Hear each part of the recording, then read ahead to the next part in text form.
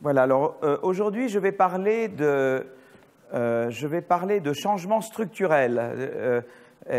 Voilà, le poids relatif de l'agriculture, du secteur manufacturier, des services dans le processus de croissance, donc ce qu'on appelle le changement structurel.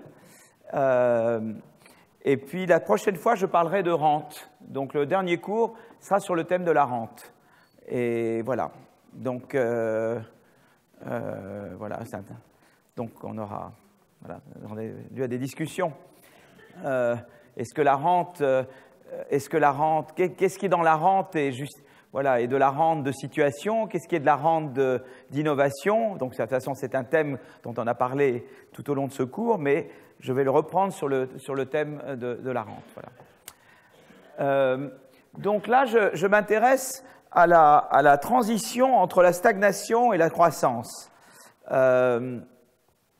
Et en fait, je vais vous montrer une première figure qui, pardon pour que je traduis, donc et tout ça sera mis en français de toute manière. On va traduire tous les transparents. Il y en a qui sont en français, il y en a qui sont en anglais. Celui-là est en anglais, mais tous les autres que je vais vous montrer aujourd'hui sont en français. Donc, en fait, si vous voulez, si vous regardez en fait la population mondiale, vous voyez que en fait, elle est quasiment stationnaire. Vous voyez, jusque pratiquement. Et là, si vous voulez, c'est en millions de gens. Donc, si vous voulez, entre là et pratiquement, si vous voulez, là maintenant, les l'an 2000, donc on est et vous voyez que là, je parle de centaines de millions. Et vraiment, l'accélération démographique se produit avec la révolution industrielle. Donc, on ne peut pas dire qu'on a une population constante jusque-là, mais on a une population quand même assez stagnante ou qui croît très faiblement jusqu'à la révolution industrielle. Voilà. Donc, c'est quand même un fait intéressant. Voilà, donc, on avait et la population était donc, si vous voulez, le taux de croissance de la population, elle est pratiquement rien du tout jusqu'au début du 19e siècle. Elle est de 0,6% pendant le 19e siècle, de 0,9% pendant la première moitié du 20e et de 1,8% en moyenne sur les 150 dernières années. Donc, si vous voulez, il y a vraiment une explosion démographique et jusqu'à la révolution industrielle, eh bien, il ne se passe pratiquement rien. Voilà. Donc ça, c'est un premier fait qui est intéressant à garder à l'esprit. Et le deuxième fait, c'est sur la croissance elle-même. C'est-à-dire que la croissance, eh bien, en fait, eh bien, il ne se passe rien du tout entre l'an 0 et l'an 1000 après Jésus-Christ, hein, l'an 1000 de notre ère, comme on dit. Là, il n'y a aucune croissance mondiale. Et le taux de croissance moyen disons du PIB mondial entre l'an 1000 et l'an 1820 est de 1/19e par an, ce qui est rien du tout, quoi.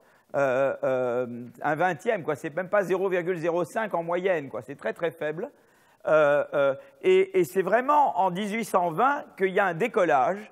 Et là, ce qui est remarquable, c'est qu'entre 1820 et 1870, vous avez déjà un taux de croissance moyen annuel de 0,5%. Ça veut dire que comme il n'y a essentiellement l'Angleterre et après la France et après un peu les États-Unis, mais le reste, il n'y a rien du tout. Donc, si vous voulez, ça veut dire que la croissance, évidemment, en Angleterre puis en France, elle est énorme. Parce que pour que ça fasse une moyenne de 0,5 sur tout le monde entier, c'est que vous avez énormément de croissance en France, en Angleterre, puis aux États-Unis. Et alors évidemment, par exemple, le taux des années très particulièrement fastes en matière de croissance, ça a été la période des 1950, les 30 Glorieuses essentiellement. Mais si par exemple on regarde 1950-1973 au niveau mondial, on a un taux de croissance mondial de 3%, ce qui est énorme, quoi, par an, quoi, en moyenne sur le monde entier, quoi. Et ça inclut l'Afrique et plein de pays qui n'ont pas de croissance. Donc ça représente quelque chose d'énorme. Donc à nouveau, ce qui est très intéressant, c'est que si vous voulez, pendant toute la période jusqu'à la révolution industrielle, eh bien, il n'y a pas une forte croissance de la population et il n'y a pas une forte croissance il n'y a pratiquement pas de croissance du tout du PIB par habitant. Donc on a essayé, et tout d'un coup, il y a un décollage. Donc on veut vouloir expliquer comment il y a eu stagnation d'abord, et puis décollage ensuite, quoi. Et disons qu'il y a un modèle qui est utile à avoir en tête, c'est le modèle malthusien. Voilà. Donc l'idée de base de Malthus, donc c'est son essai sur le principe de population, hein, 1800. Donc, et les idées de base de Malthus, c'est que, eh bien, les êtres humains peuvent se reproduire à un taux très élevé. Voilà. Je donne l'exemple des Canadiens français. Vous vous rendez compte qu'ils étaient, les Français qui sont arrivés au Québec étaient 3300 avant 1680, et maintenant, et en 1950, cette population-là devient 2,5 millions, quoi. C'est énorme. Donc, je veux dire, voilà un exemple. Mais, et la deuxième idée, c'est que, alors que les animaux et les plantes sont limités dans leur reproduction uniquement par des limitations en ressources, eh bien, disons que les humains peuvent réduire leur fertilité, ou ils peuvent agir parce qu'ils peuvent décider de leur fertilité. Donc ça, c'est une chose importante et qui rentre dans le modèle malthusien, d'accord? Donc ça, c'est des éléments de base. Ils peuvent réduire la fertilité pour réduire leur pauvreté. Voilà, mais il y a d'autres mécanismes en jeu. Donc, en fait, si vous voulez, on peut représenter le modèle malthusien. Je vais quand même le représenter. Je vais le représenter au tableau, mais il va être également sur les transparents. Et donc, je vais représenter le modèle malthusien de la manière suivante. Je représente d'abord une courbe. Vous voyez, je ne sais pas si là, Alors, évidemment, ce qui est bien, c'est de les représenter une sur l'autre. Alors, je ne sais pas si j'arrive à faire ça au tableau, mais j'ai peur que derrière, on ne voit pas grand-chose. Je vais quand même essayer de représenter deux courbes au tableau. Ah, là, il y a un bruit, là. Je ne sais pas d'où ça vient. Donc là, qu'est-ce que je représente? Je représente le revenu par tête. Donc là, c'est le revenu par tête, et là, c'est la taille de la population. Donc là, le L, c'est la taille de la population, et là, c'est le revenu par tête. Et là, j'ai en fait une relation qui est décroissante. Vous voyez, c'est-à-dire que, qu'est-ce qui se passe? Eh bien, il se passe que plus la population est élevée, plus le revenu par tête est faible. Pourquoi? Parce que, en fait, le monde malthusien est un monde où vous avez une économie agricole. Et l'économie agricole, c'est quoi? C'est que vous produisez à partir de travail et de terre. Vous voyez? Je mets T pour terre, hein, ou L pour le... Voilà. Et ce qui se passe, en fait, c'est que plus vous avez... C'est que donc vous avez... Quand vous augmentez la population, vous n'augmentez pas la terre. La terre, elle est limitée. C'est ce qu'on appelle un facteur fixe. Et donc, plus vous avez de monde, plus le produit par tête va être faible parce qu'il va y avoir congestion. Vous voyez ce que je veux dire? Il y a de plus en plus de personnes qui travaillent une quantité limitée de terre. Et c'est à cause de ce phénomène de congestion que vous avez cette décroissance entre le revenu par tête. Donc, le Y, c'est le revenu divisé par le travail. Voilà, c'est le revenu total divisé par la quantité de travail. Donc, plus vous avez une population importante, le Y est une fonction de L et de T, mais plus vous avez du L, plus en fait vous avez des rendements décroissants parce que vous avez de la congestion sur cette terre. Est-ce que tout le monde comprend cette idée-là? D'accord? L'idée de la congestion. D'accord? Pardon? C'est-à-dire que vous produisez, la production, c'est des gens qui cultivent la terre, mais la quantité de terre est limitée. Donc, plus vous avez de monde, plus le produit par tête, et voilà.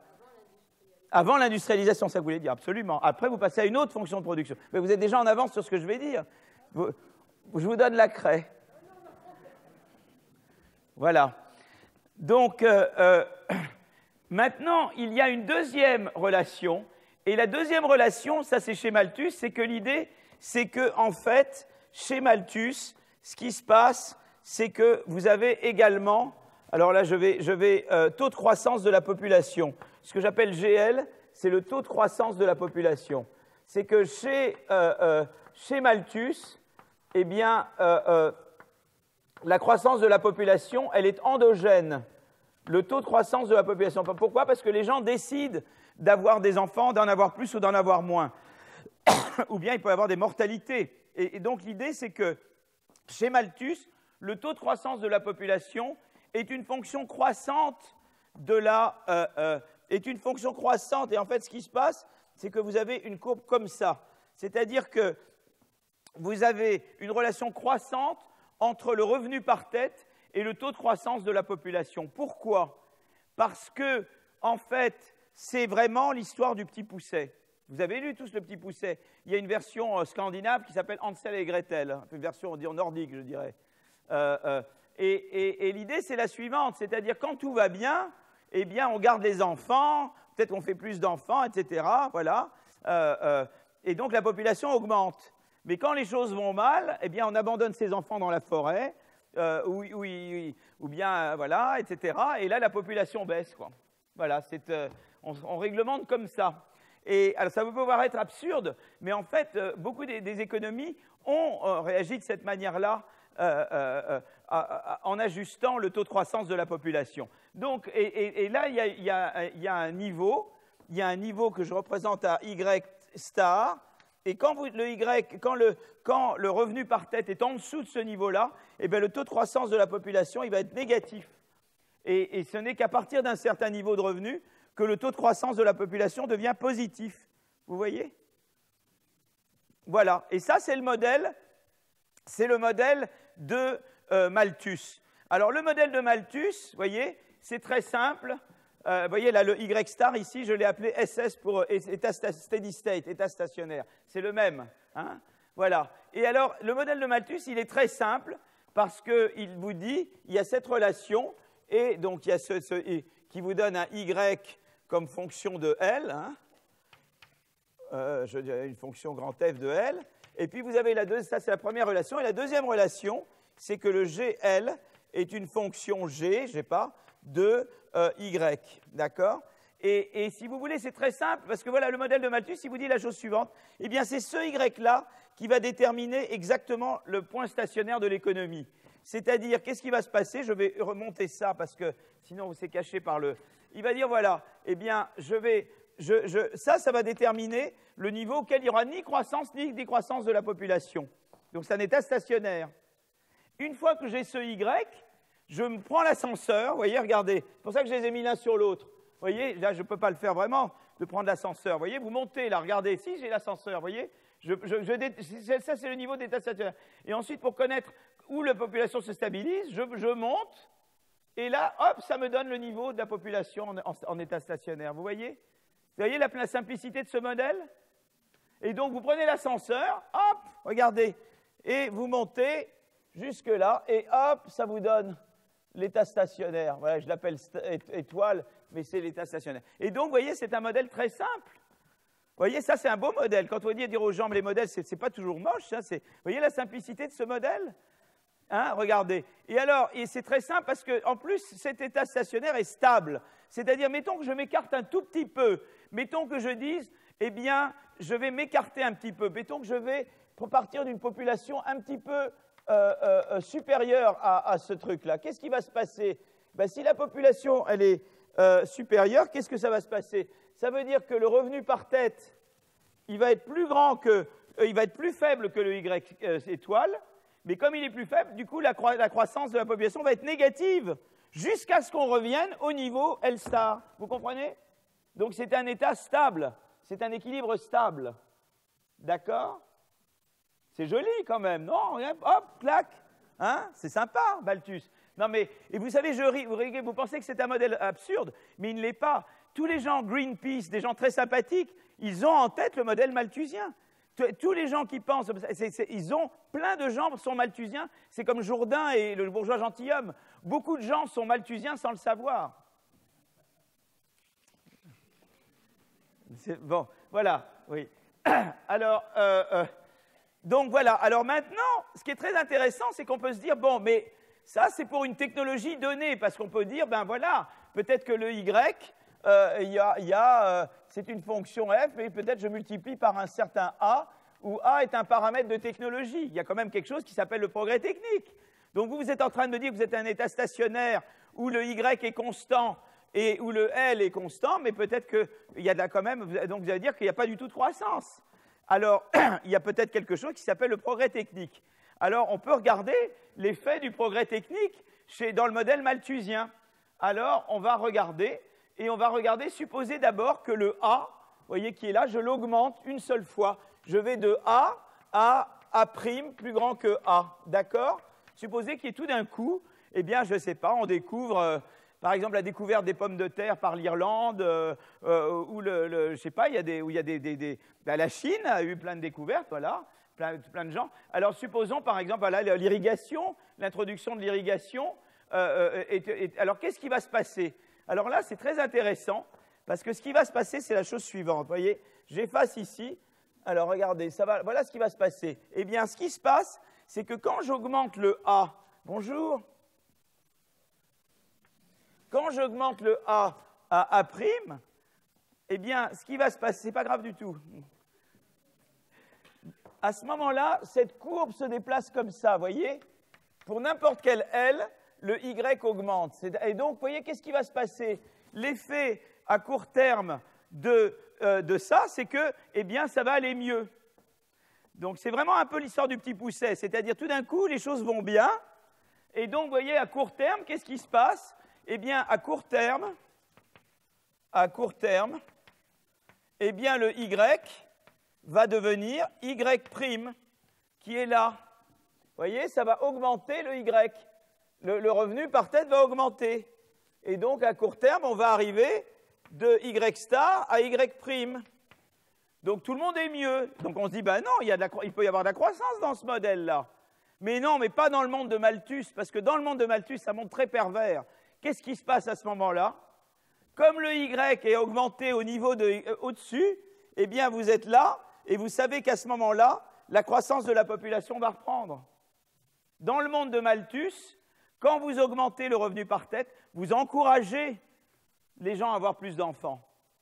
Et donc, le L va augmenter, et le L va augmenter jusqu'à ce que le Y sur L revienne à son niveau initial. Vous comprenez? Donc, à court terme, Y devient I, mais à long terme,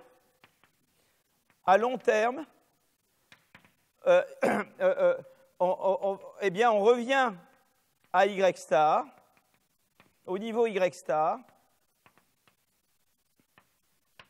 mais L a augmenté. Et il a augmenté, et bien je vais vous montrer de où il a augmenté. Comme on revient à Y star, en fait, on revient là, et ça veut dire que le L, il est là, il est à L star star. Vous voyez? Donc, à long terme, dans le monde de Malthus, toute l'augmentation de productivité est absorbée par la croissance de la démographie. Et donc, c'est un monde sans espoir. On appelle ça la trappe malthusienne. C'est une trappe, on est pris dedans, on est condamné. Voilà, on disait que l'introduction des pommes de terre en Irlande avait augmenté la population irlandaise, mais n'avait finalement, à l'arrivée, eh bien, c'était le niveau de subsistance. Et qu'en Chine, la plupart des inventions avaient eu cet effet-là. N'a jamais produit autre chose que d'augmenter la population, mais sans faire croître à long terme la productivité. Vous voyez, vous me suivez?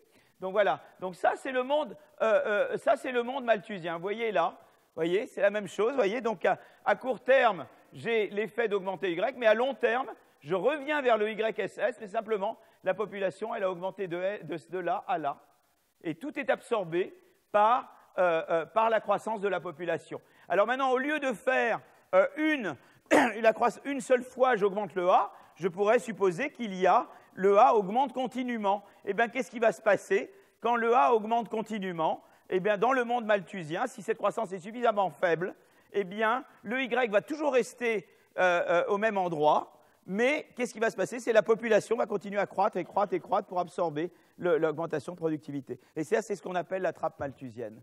D'accord? Et donc, et d'ailleurs, il y avait tout le temps des changements. En Chine, il y a eu plein d'inventions. Le compas, la roue, ils ont inventé plein de choses. Des spaghettis, il y a une grande invention quand même. Hein. Pour moi, dans ma vie, il a joué un rôle très important. Et donc, si vous voulez, mais c'est cette histoire-là, quoi. C'est une histoire malthusienne. Toutes les innovations sont absorbées par la croissance de la démographie. Alors, à ce moment-là, on se dit, eh bien, donc en fait, qu'est-ce qui se passe? C'est que dans le monde malthusien, des économies plus productives, finalement, à long terme, n'ont pas des niveaux de vie plus élevés, mais simplement d'une population plus importante. Par exemple, la Chine était, dans l'année 1000, après Jésus-Christ, le pays le plus avancé dans le monde, mais en fait, la population était très dense et en fait, ils vivaient pratiquement au niveau de subsistance et pratiquement le même niveau que les pays européens qui, à l'époque, étaient très en retard technologiquement sur la Chine. D'accord ? Et comme je disais tout à l'heure, l'introduction de la pomme de terre qui avait été découverte aux États-Unis quand elle a été introduite en Irlande, eh bien, la population irlandaise a triplé entre 1750 et 1850, avec aucun effet visible sur le produit par tête en Irlande. Voilà, c'est intéressant. Peut-être qu'il y a des... Voilà. Donc ça, c'était la trappe. Alors, qu'est-ce que Malthus propose, lui, pour surmonter la trappe? Eh bien, il dit, cette courbe-là, ça ne sert à rien du tout. Ce que je vais faire, alors là, je vais effacer un petit peu, et je vais vous montrer qu'est-ce que lui propose pour sortir de la trappe. Eh bien, lui, il propose, en fait, il dit, voilà, il n'y a aucun espoir sur cette courbe-là, donc oubliez le A, et moi, je vous propose autre chose, et moi, ce que je vous propose, c'est simplement l'abstinence, vous voyez? Voilà. Donc, chez Malthus, on est abstinent. Voilà.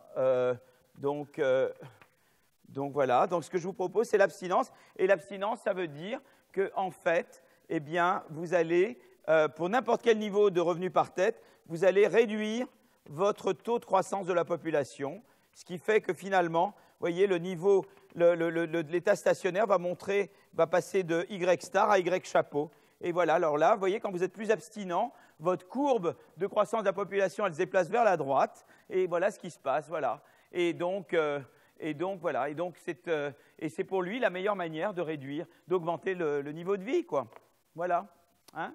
Ça, c'est le monde de Malthus, vous voyez ici. Vous voyez, là, donc je regarde l'abstinence, je bouge la courbe d'en bas, je ne touche plus la courbe d'en haut, et là, je vois qu'effectivement, eh bien, j'augmente le revenu par tête en état stationnaire.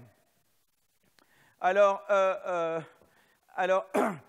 c'est intéressant parce que on peut dire que c'est un modèle qui a peut-être été valable à un certain moment, parce que ce qui est sympa avec ce modèle, c'est qu'il explique comment plusieurs pays, ou le monde dans son ensemble, peuvent être pris pendant des siècles dans un équilibre où la croissance de la population est quasiment inexistante et où il n'y a pas de croissance du produit par tête, c'est-à-dire du petit y. Mais évidemment, ce qui est passé, c'est qu'après, on a vu que les pays en sont sortis. Et si on est dans le monde malthusien, on se dirait qu'un pays plus riche devrait avoir un taux de croissance de la population plus important. C'est la deuxième courbe de Malthus, c'est la courbe du bas. Hein. Le GL devrait être croissant avec le Y. Mais en fait, vous voyez, si on regarde la relation entre revenus par tête ici et la croissance de la population et qu'on met différents pays, eh bien vous voyez que, et on regarde ça entre 1960 et 2000, donc on regarde les taux de croissance moyens de la population sur cette période et le niveau de revenus par tête en 2000, eh bien vous voyez que si vous voulez, la relation elle est plutôt négative que positive ici. Donc, vous voyez, il y a quand même un problème. On dit, mais est-ce qu'on peut vraiment croire à Malthus? Si on croyait à Malthus, on aurait dû avoir une relation positive et pas négative sur cette courbe. Or, on a une relation négative. Donc, on veut essayer de comprendre qu'est-ce qui a pu se passer. D'accord? Donc, il y a quelque chose qui n'est pas dans Malthus. Et ce qui n'est pas dans Malthus, je vous donne déjà, je vais revenir là-dessus, c'est la transition démographique. C'est le fait que les pays très développés, on a moins d'enfants. On va essayer de comprendre pourquoi on fait moins d'enfants. Ça, ce n'est pas dans Malthus. Passé un certain niveau de développement, on décide d'avoir moins d'enfants. D'accord? Alors, qu'est-ce qui s'est passé? C'est en fait ce qui s'est passé, c'est qu'on est sorti de la trappe malthusienne. Alors, une des grandes questions en économie de la croissance, c'est d'expliquer le décollage industriel de 1820. C'est ça qu'on veut comprendre. Donc là, il y a différentes approches qui ont été données. Et voilà, il y a des débats entre historiens de la croissance sur cette question. D'accord? Mais il y a... donc l'idée, c'est de savoir comment j'ai pu sortir de cette trappe. Eh bien, d'abord, il y a un premier phénomène qui n'est pas pris en compte ici. Ici, quand j'ai fait croître le A, je l'ai fait croître de manière exogène. J'ai dit, tout d'un coup, on découvre les pommes de terre, on fait revenir les pommes de terre en Irlande, où il y a tout d'un coup des inventions, on ne sait pas d'où elles viennent, et ça vient d'ailleurs. Eh bien, il y a une première force que le modèle malthusien ne prend pas en compte, et qui s'est mis à jouer particulièrement au moment de la révolution industrielle, c'est l'effet qu'il y a une relation de L sur la croissance, sur le progrès technique, la croissance du A. Vous voyez, il y a une rétroaction de L sur la croissance du A. C'est ce qu'on appelle un effet d'échelle. Et ça, les théories de la croissance endogène, donc celles que j'ai élaborées moi-même et que d'autres ont élaborées aussi, les leurs, ont cet effet. C'est-à-dire que quelque part, eh bien, la taille de l'économie mondiale ou la taille de la population, eh bien, peut inciter à innover plus. J'innove parce que je sers un marché plus gros. C'est ce que j'appelle un effet de taille, voyez. Et donc le A, c'est de reconnaître que le A, ce n'est pas exogène, que le progrès technique, il ne tombe pas du ciel, il provient de l'innovation, et que les incitations à innover dépendent en particulier de la taille du marché que vous faites. Si par exemple vous mondialisez, je l'avais déjà dit avant, quand vous mondialisez, vous avez une économie plus grande, donc vous avez des rentes potentielles plus grandes à l'innovation. Et donc, ça va affecter le taux d'innovation et donc le taux de croissance du A. Vous voyez ce que je veux dire? Donc là, il y a une force qui n'est pas dans Malthus. Et en gros, Malthus, ce qu'il ignore, c'est l'innovation. Et c'est le même problème avec Greenpeace. En fait, je fais un coq à l'âne, mais le gros problème du raisonnement Greenpeace, c'est que dans leur monde à eux, il n'y a pas l'innovation verte, ça n'existe pas. Il n'y a pas l'innovation. Voilà. Donc quand vous mettez l'innovation, vous dites, tiens, il y a quand même un truc, c'est qu'il y a la croissance de la population, ça vous donne... ça rétroagit sur le taux d'innovation. Donc ça, c'est quand même intéressant. Donc ça veut dire que plus le L est grand, plus le taux de croissance du A devrait être élevé. Donc il y a une force, si vous voulez, potentielle, c'est qu'à un moment donné, peut-être, et pourquoi ça s'explique? C'est à la fois on sert un marché plus gros, mais il y a aussi le fait qu'on interagit davantage. Un pays plus dense, une région plus dense est une région également où il y a plus d'interaction et les idées nouvelles naissent de l'interaction. Il y a les deux aspects. Il y a l'aspect la rente à l'innovation, mais il y a l'aspect on a plus de possibilités d'interagir avec d'autres. Quand vous êtes au milieu du Montana, à chaque fois je m'abats sur le Montana, mais que je n'ai jamais été, parce que c'est très très beau aux États-Unis. Quand vous êtes au milieu de nowhere, comme on dit, la capacité d'innovation, elle est limitée. Vous n'interagissez pas beaucoup, sauf avec votre animal. Bon. Mais si vous êtes dans un endroit où il y a beaucoup d'interactions, vous avez plus de chances de fertiliser des idées. Voilà. Donc il y a l'aspect à la fois la taille du marché que vous servez en innovant, mais il y a également le fait que vous interagissez davantage. En tout cas, donc, il y a l'idée que normalement, donc ça veut dire que quand le L augmente, la croissance devrait s'accélérer. C'est ça, c'est l'idée ici. Quand la population augmente, il devrait y avoir accélération de la croissance. Donc ça, c'est quelque chose que Kuznets ne prend pas en compte. D'accord? Maintenant, vous pourriez me dire, mais oui, d'accord, mais qu'est-ce qui vous dit que l'accélération, donc ça veut dire qu'il devrait y avoir accélération quand L augmente, la croissance de A devrait s'accélérer, du A devrait s'accélérer, d'accord? Devrait s'accélérer. Alors maintenant, vous voudriez savoir, est-ce que ça se traduit est-ce que ça implique une croissance de L, de Y?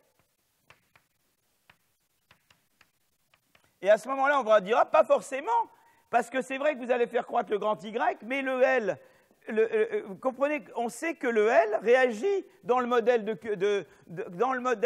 de Malthus, on sait que le L réagit à l'augmentation du bien-être. Donc le problème, on pourrait vous dire, mais ça ne suffit pas pour sortir de la trappe. Parce que vous pourriez tout à fait avoir qu'au début, à cause de l'accélération de la croissance du A, le L va augmenter, mais de la même manière que dans le raisonnement que j'ai fait précédemment, ça peut causer une explosion démographique.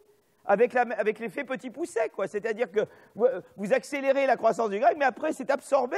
Et donc il y a toujours il pourrait y avoir une explosion démographique qui en fait vous ramène toujours au Y d'état stationnaire. Vous voyez ce que je veux dire? Donc il se pourrait tout à fait que finalement, le résultat de tout ça, de cet effet-là, simplement, c'est l'accélération démographique que j'ai montrée ici. Vous voyez? Sans que ça implique forcément une croissance du PIB par tête, du petit y, à long terme. Vous voyez ce que je veux dire? Donc il faut un autre ingrédient. Ça ne suffit pas, cet ingrédient-là. Il en faut un autre. Eh bien, l'autre ingrédient, c'est la transition démographique. C'est-à-dire de dire, mais non, en fait, il y a c'est ça avec autre chose. Ça seul, ce n'est pas suffisant. Alors, ça, la réponse est non, pas forcément. Pas forcément, parce que vous pourriez avoir explosion démographique. Pas forcément l'explosion démographique en réaction, l'explosion démographique peut tout absorber. Mais il y a le deuxième élément qui est la transition démographique. Alors je vais dire quelques mots sur la transition démographique. Qu'est-ce que je veux vous dire là-dessus? La transition démographique, qu'est-ce qui se passe? Eh bien, la transition démographique, c'est la chose suivante. C'est qu'en fait, eh bien, on voit que alors que plus de Y, plus de revenus par tête, avait tendance à augmenter la croissance de la population jusqu'à 1870 à peu près, eh bien, on voit qu'après 1870, la croissance du revenu par tête tend à aller de pair avec une réduction du taux de croissance de la population. C'est-à-dire que jusqu'aux années 70, ça se passait comme ici, mais après 1870, en tout cas en Europe, ça ne se passe plus comme ça. Alors pourquoi ça ne se passe plus comme ça? En fait, cette courbe, elle n'est pas comme ça. Elle devrait être comme ça jusqu'à un niveau, et puis en fait, elle doit redescendre. C'est ça la vérité. C'est que cette courbe, elle est comme ça, en fait. Et que l'erreur de Malthus, c'est de penser qu'elle était comme ça. En fait, elle est comme ça. Alors pourquoi c'est comme ça? Pourquoi ça a cette forme-là? Alors, on va essayer de comprendre un peu. Vous voyez, d'ailleurs, regardez, après 1860-2000, regardez le taux de fertilité aux États-Unis. Alors, à part, évidemment, vous avez le baby-boom ici, hein, mais à part le baby-boom, si vous regardez le trend de long terme, sur 140 ans, vous voyez que c'est décroissant. Si je mettais l'Allemagne, alors là, bon, n'en parlons pas, ou d'autres pays, hein, mais bon, même les États-Unis. Vous voyez, c'est intéressant. D'accord? Donc, qu'est-ce que Kuznets n'a pas vu? Alors d'abord, comment on peut réduire la fertilité? Bon, alors là, c'est toujours des trucs que je fais. Moi, je racontais ça à mes étudiants à Harvard pour les faire rire un peu. Il faut faire très attention quand même. Hein. Donc, les suppositoires, enfin bref, je ne vais pas dans les trucs. Voilà, je vous laisse lire ce qu'il y a sur c'est transparent. Et puis, je ne vais pas commencer à faire le clown davantage que je ne le fais déjà. Il y a des choses horribles d'ailleurs là-dedans. L'infanticide, les Grecs qui laissaient des... voilà, Abandonment of Children in Europe, ça c'est le petit Pousset, hein, je vous ai raconté, ou Hansel et Gretel, donc ça c'était vraiment là, hein, c'était pas de...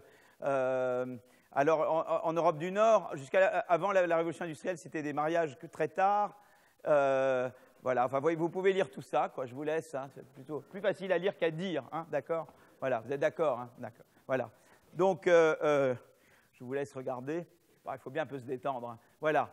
Mais la chose, si vous voulez, c'est que ce qui est très intéressant, c'est que la réduction des taux de fertilité en Europe a eu lieu avant que les technologies modernes de contraception soient disponibles. Vous voyez, on n'a pas attendu Lucien Neuwirth pour, en fait, réduire voilà, qui a eu un rôle très important, un grand homme qui je rends hommage. Mais déjà avant, il y a des réductions de taux de fertilité, vous voyez. Et en fait, c'est parce que la fertilité désirée a changé. Et en fait, on peut regarder que, vous voyez, ici, je représente d'un côté la fertilité réelle et là, la fertilité désirée. Et on voit qu'en fait, la fertilité désirée, elle est pratiquement alignée, vous voyez, sur la fertilité totale. C'est-à-dire qu'en grande partie, la fertilité, c'est des décisions, c'est les gens qui décident, ben, je veux avoir moins d'enfants. Et alors, il faut essayer de comprendre pourquoi, avec le développement, on veut avoir moins d'enfants. À la limite, vous allez me dire, je n'ai pas besoin qu'il me fasse court là-dessus. Vous avez tous compris d'où ça peut venir. Mais je vais quand même récapituler, je vais quand même vous donner quelques éléments Par exemple, je vous donne quelques raisons, mais enfin, c'est des raisons évidentes auxquelles vous aurez pensé, vous n'avez pas besoin de moi. À partir du moment où on devient plus riche, eh bien, on peut... ça irait par contre dans le sens de vouloir plus d'enfants. Si on considère qu'avoir des enfants, c'est sympa, ben ça, c'est plutôt un effet qui dirait qu'à partir du moment où mon niveau de vie s'améliore, si j'ai du plaisir à avoir des enfants, je préfère en avoir davantage. Ça, c'est pas bon. Ça ne va pas dans le sens que nous voulons. C'est ce qu'on appelle un effet de revenu. Mais il y a également ce qu'on appelle des effets de substitution. C'est-à-dire qu'en fait, on a le choix entre avoir des enfants ou avoir plus d'enfants. Donc, si on décide d'en avoir un en plus, bon, on dit c'est entre ça et le temps que je peux passer à faire autre chose. D'accord ?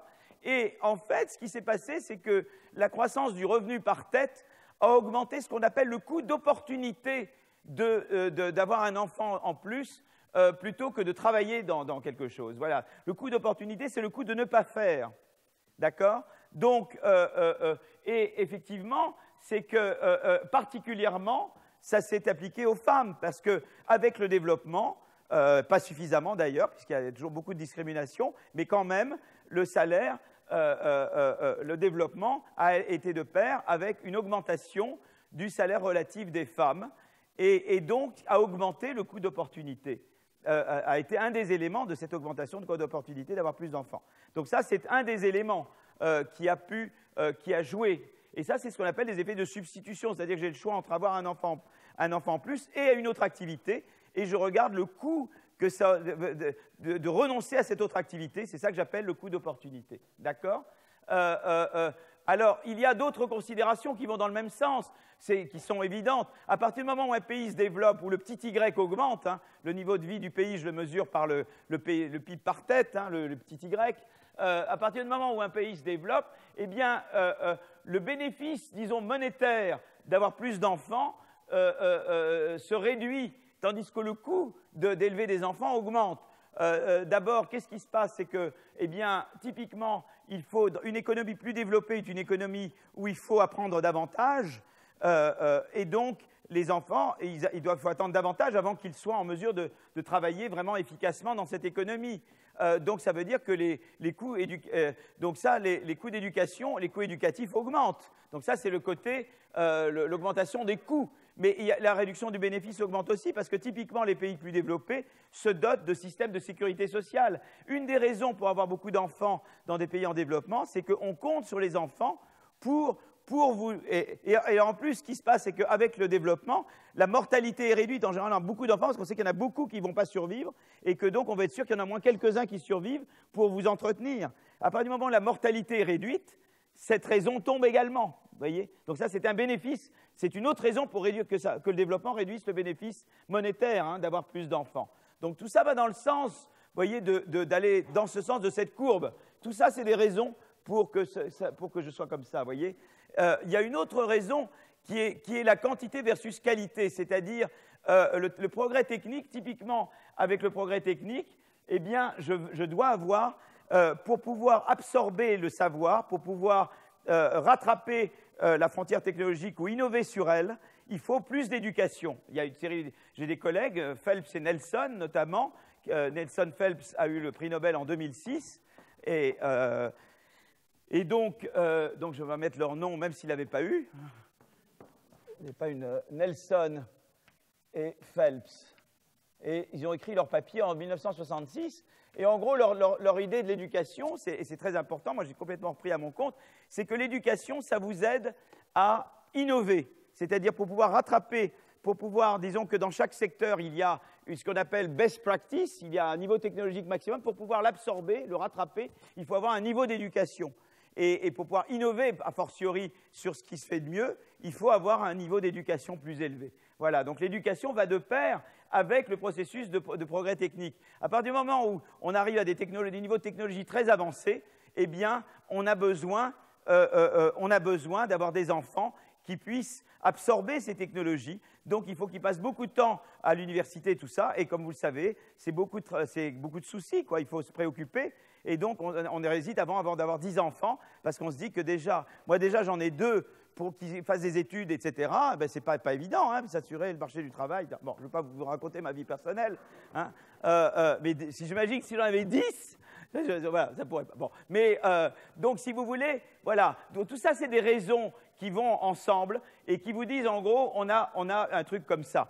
Et à partir du moment où on a un truc comme ça, eh bien, ça, combiné avec l'accélération de la croissance, on peut montrer très simplement qu'on sort de la trappe malthusienne. Voilà. Si on a une économie où le taux de croissance du A augmente avec le L et que la réaction de la croissance du L au petit y a cette forme-là, ben, les deux ensemble, ça fait qu'à un moment donné, eh bien, le premier vous dit qu'il y a une accélération de la croissance du A, mais évidemment, elle pourrait conduire à une croissance du Y, mais on pourrait dire qu'il serait annulé parce qu'il y aurait un emballement démographique, mais l'emballement démographique est empêché par tous les éléments que je viens de vous donner.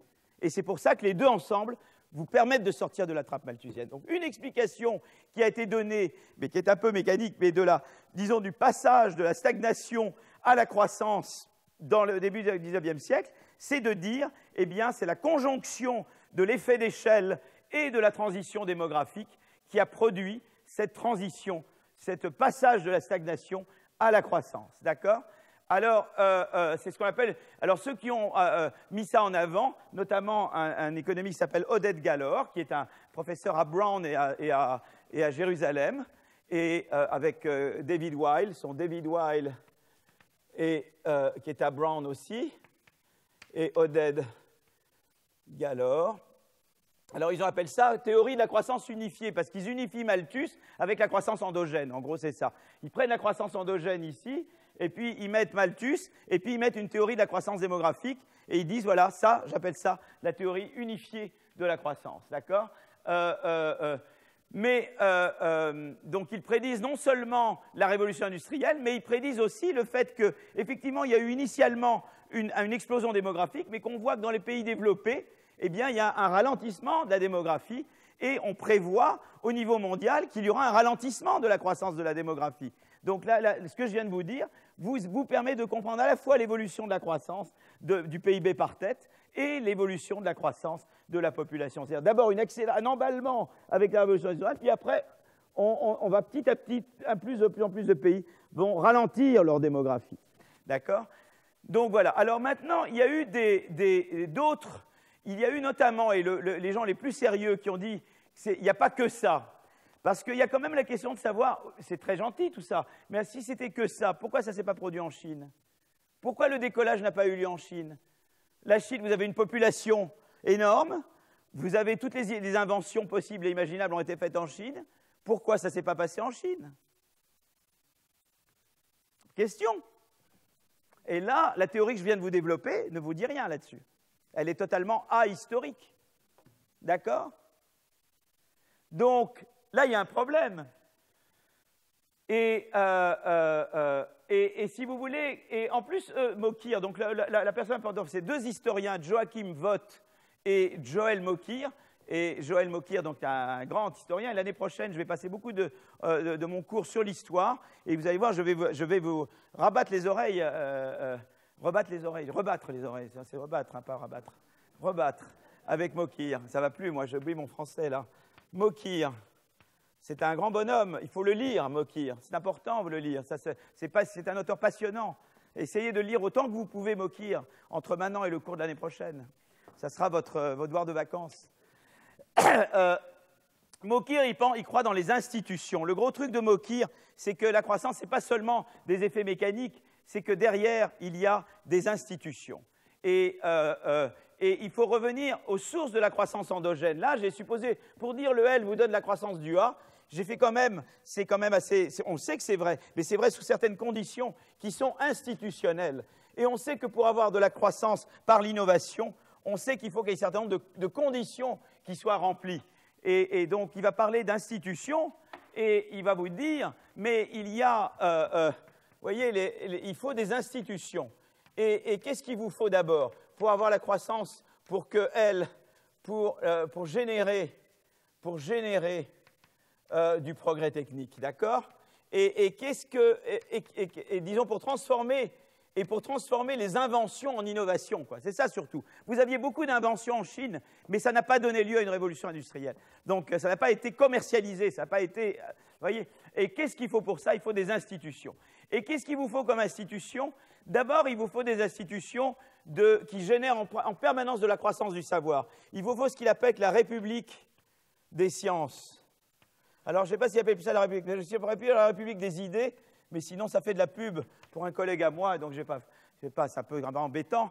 Donc, je vais dire la République des sciences, voilà. Et ce qu'il dit, c'est qu'en Europe, eh bien, vous avez des universités et vous avez une République des sciences qui se met en place. Donc, il a écrit tout un livre là-dessus, Mokir, sur l'organisation de, voilà, comment, eh bien, il y a une communauté scientifique ou littéraire des sciences, mais sciences du savoir, je veux dire, une république du savoir, knowledge republic, quoi, ou du savoir, où, eh bien, on est évalué par ses pairs, vous voyez, on est jugé par ses pairs, où il y a une réputation qui se, voilà, donc il y a la liberté, c'est-à-dire à la fois, c'est-à-dire qu'il y a à la fois la liberté académique, il y a une certaine liberté académique, il y a l'ouverture, il y a ce qu'on appelle l'ouverture, c'est-à-dire le fait que ce que je fais est accessible à tout le monde, et l'évaluation par les pairs.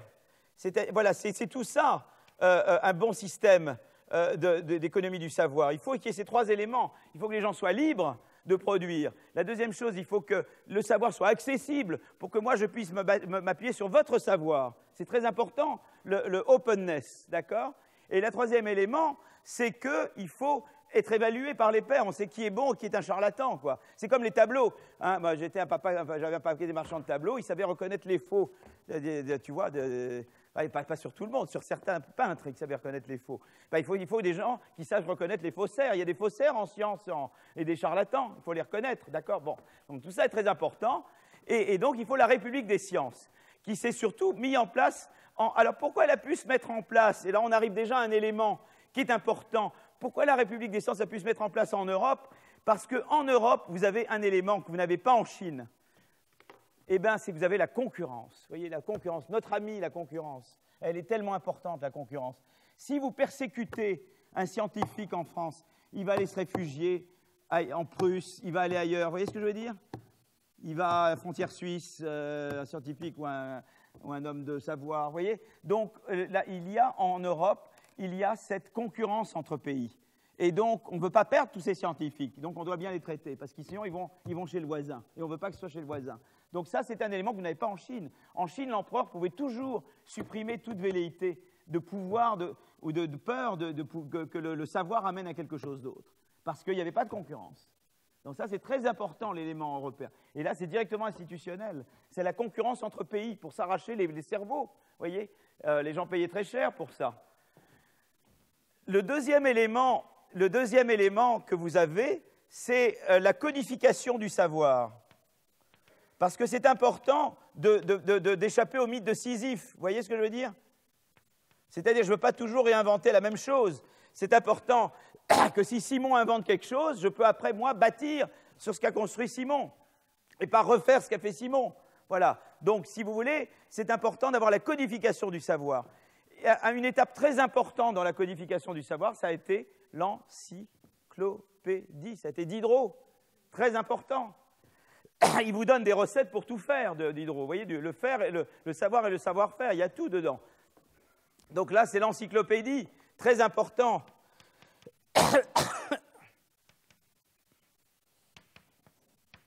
D'accord? Et la troisième, c'est la protection des droits de propriété. Protection des droits de propriété. Vous voyez? On a permis aux gens de pouvoir avoir les rentes, on va parler de rentes la prochaine fois, mais d'avoir les rentes sur l'innovation. Il fallait que l'innovation puisse être brevetée. Donc on a développé un droit des brevets, un droit de la propriété intellectuelle. Et les gens ont pu exploiter, avoir le monopole d'exploitation de leur idée et ne pas être expropriés sur le produit de leur idée. C'est énorme, ça paraît totalement évident, mais il y a tellement de pays où ce n'est pas le cas. Et ça a été une énorme, ça a été crucial. Sans ça, vous n'avez aucune incitation. Or, pour la croissance endogène, il vous faut produire d'abord des idées. Ensuite, il faut que, donc la République du savoir, très important. Deuxièmement, il faut pouvoir s'appuyer sur les idées des prédécesseurs, pas les réinventer à chaque fois. La codification, très importante. Et puis, la protection des droits de propriété pour exploiter vos idées. Et donc ça il n'y avait pas en Chine, quoi. Voilà, vous n'aviez pas une République des idées aussi ouverte. Vous n'avez, je sais, encyclopédie, je ne dirais pas, je crois qu'on avait. Et surtout, vous n'aviez pas le troisième, la protection des droits de propriété. Et c'est là que, voilà. Et donc, si vous voulez Mokir, son point de vue, c'est de dire, peut-être qu'il y a les forces dont j'ai parlé tout à l'heure, mais l'important est de savoir pourquoi en Europe c'était particulièrement vrai.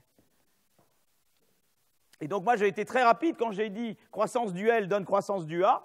C'était une énorme boîte noire que je vous ai montrée là, parce que derrière il y a tout ce que dit Mokir. Vous comprenez? Voilà. Et donc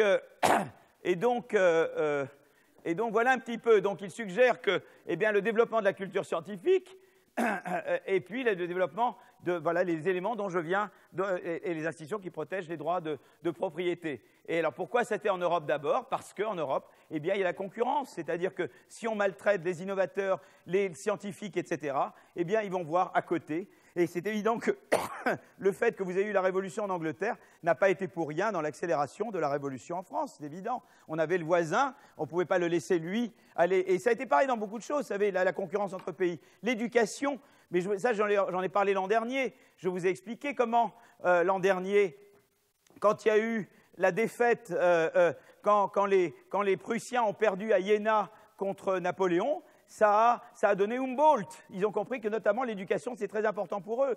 Et quand nous, on a perdu à Sedan, ça a donné Jules Ferry. Hein. Donc, et c'est toujours, mais il y a différentes formes de concurrence. Là, c'est de la concurrence militaire. Dieu soit loué, il n'y a pas que de nos jours que la concurrence militaire qui vous donne du progrès. Voilà, donc, alors je voulais parler maintenant d'un autre truc pour terminer ça. Je dis, bon voilà, donc là, qu'est-ce que c'est finalement toute la transition de Malthus? C'est également la transition d'un modèle purement agricole à un modèle industriel. C'est ça qui se passe. C'est-à-dire qu'en même temps que vous avez le décollage, c'est le décollage de l'industrie. Et en fait, il y a un élément en plus qui se passe, c'est-à-dire qu'on échappe avec l'industrialisation, on échappe à la contrainte de la terre. Je vous avais dit qu'un des gros problèmes, je vous ai expliqué pourquoi cette courbe, elle n'était pas comme ça, elle était comme ça, mais aussi ce qui se passe, c'est qu'avec la révolution industrielle, on échappe à cette courbe-là aussi. Parce que cette courbe-là, ça veut dire que ça suppose une économie entièrement agricole, où tout le monde est en fait dépendant du facteur fixe. Mais qu'est-ce qui se passe avec le progrès technique? C'est qu'en fait deviennent possibles des technologies qui font qu'ils n'utilisent pas la terre, c'est-à-dire la révolution industrielle. On échappe au facteur fixe et donc à la congestion. Et ça, c'est évidemment un élément renforçant. Vous voyez, le fait qu'on n'ait plus besoin. Donc il y a la transition, c'est la transition d'une économie purement agricole à une économie d'industrie. Mais il y a eu une autre transition après, qui a été la transition de l'industrie au service. Et en fait, c'est intéressant parce qu'on peut penser que c'est uniquement parce qu'il y a les pays émergents et que ça coûte cher d'avoir les activités manufacturières chez nous, vaut mieux les délocaliser. Mais en fait, la transition du manufacturier vers les services vient avant le mouvement de délocalisation, vous voyez, bien avant. Et on veut essayer de savoir d'où ça vient, quoi. Et là, je vais vous en parler pas mal maintenant. Ça va être la deuxième partie du cours, mais avant, là, je ne vais pas dans les détails, mais je vous donne déjà un petit élément et après, on va voir la pause. C'est de vous donner déjà quelques éléments sur cette transition-là. Donc déjà, si on vous demande transition de l'agriculture vers industrie, vous avez déjà de dire je sors du modèle malthusien, pourquoi j'en sors, etc. Donc ça, vous savez maintenant très bien répondre à cette question. Si maintenant je vous demande, oui, mais ça ne m'explique pas la transition de manufacturier vers service, effectivement, il y a d'autres choses qui se passent. Et qu'est-ce qui se passe? Eh bien, c'est que pour gérer les industries, il y a beaucoup de services dont vous avez besoin, qui sont liés aux activités manufacturières. Et si vous voulez, en fait, le produit, le PIB que vous produisez, il dépend à la fois d'activités manufacturières et de services. Et vous avez besoin des deux. Le problème, c'est que vous avez besoin de services. Si vous n'avez pas le transport, si vous n'avez pas une série de services, vous ne pouvez rien faire. Vous êtes dépendant des services. Et le problème, c'est que, si vous voulez, quand vous avez du capital qui s'accumule, le capital s'accumule pendant toute la période industrielle, mais le problème, c'est que, du coup, ça augmente ce que vous pouvez faire avec le manufacturier, mais les services deviennent un frein, parce que les services utilisent surtout du travail, peu de capital. Vous comprenez? Peu de capital machine, vous voyez? Et donc, ce qui se passe, c'est que vous êtes dans une situation où le secteur manufacturier se développe énormément, mais vous êtes contraint par les services. D'accord? Et donc, en fait, eh bien, les services, pour que la contrainte se relâche, elle doit prendre de plus en plus de travail, elle doit absorber du travail pour être moins... Si les services étaient un tout petit secteur, mettons que vous ayez une énorme industrie et vous avez juste 2 personnes en charge des services, vous auriez un goulot d'étranglement énorme. C'est pas possible. Donc il faut que vous, à mesure que vous avez l'économie manufacturière industrielle qui se développe, vous avez besoin d'étendre votre secteur des services. Et comme elle ne produit avec du travail, vous devez faire qu'il y ait plus de travailleurs embauchés. Seulement, les travailleurs sont très productifs sur le secteur manufacturier. Ils ont du capital pour travailler avec. Et vous devez leur donner des salaires qui les attirent.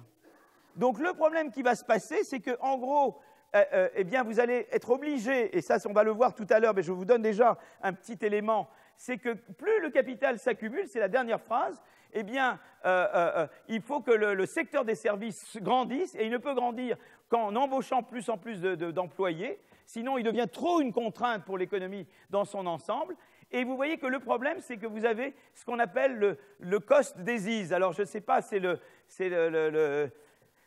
quelque part, c'est une idée due à Baumol, et c'est l'idée que quand on est trop bien, on est contraint par le truc le plus mauvais, quoi. Vous voyez, si vous avez une partie de votre corps qui marche très bien et une partie qui marche moins bien, vous êtes contraint par la partie qui marche le moins bien. Voilà. Et ça, c'est le Baumol cost disease. Voilà. Et donc, ce qui va se passer, on va voir tout à l'heure, c'est que les services vont devoir augmenter les salaires, vont devoir augmenter leurs coûts, et du coup, ça va que les services sont chers. Donc les gens vont commencer à dépenser beaucoup sur les services parce que le prix des services, plus l'économie va se développer, plus le prix des services va augmenter. Et donc, justement, comme c'est le facteur rare, vous voyez, il est plus cher quelque part. Donc même si il y a surtout des biens manufacturiers qui sont produits, eux, il y a du progrès technique directement, eux, il y a du capital qui s'accumule, donc leur prix baisse au cours du temps. Mais ce qui va se passer, c'est que, par contre, le prix relatif des services va augmenter.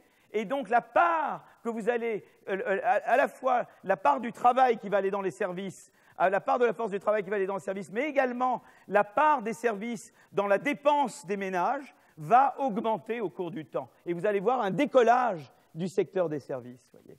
Et donc c'est ce que je vais vous décrire dans la deuxième partie, c'est-à-dire de comprendre comment ce décollage industriel a donné lieu ensuite à un décollage encore plus fort du secteur des services. Et comment, voilà. Et ça, c'est ce que j'appelle le changement structurel, les changements structurels. Mais on verra qu'il y a d'autres éléments qui rentrent en compte. Et donc, là, il est exactement 15 heures. Je propose que nous ayons 5 minutes de pause. Voilà. À tout de suite. Alors, je vais vous montrer quand même qu'il y a cette chose intéressante. Avant que je parle des différents secteurs, je vais vous parler de l'économie dans son ensemble. Il y a quelque chose qu'il faut connaître, disons, sur l'évolution, qui décrit l'évolution historique aussi de nos économies. C'est ce qu'on appelle l'effet de Kaldor. Donc, Kaldor est un économiste d'origine hongroise qui a passé beaucoup d'années en Angleterre, à Cambridge, que j'ai connu dans ces dernières années. Il y a ce qu'on appelle l'effet de Kaldor. Voilà. Et Kaldor, en 1963, présente des faits stylisés. En fait, quand on commence en général à enseigner un cours sur la croissance, il est souvent, moi je ne le fais plus vraiment, mais on commence par mentionner ce qu'on appelle les faits de Kaldor. Moi, je pense que ces faits, ils vont cesser d'être vrais, mais ils ont été vrais pendant, en tout cas, disons, la dernière partie de... Disons, ils ont été largement vrais au cours des dernières décennies. Et donc, Kaldor présente un certain nombre de faits stylisés de la croissance. Il dit, le produit par tête, le Y sur L, croît au cours du temps et cette croissance ne tend pas à diminuer. Donc, il y a une croissance soutenue de Y sur L. Donc, ça, c'est un élément important. Ça veut dire que la croissance ne s'essouffle pas. Et on sait qu'il faut du progrès technique pour expliquer ça. Donc, ça, c'est une chose, première chose.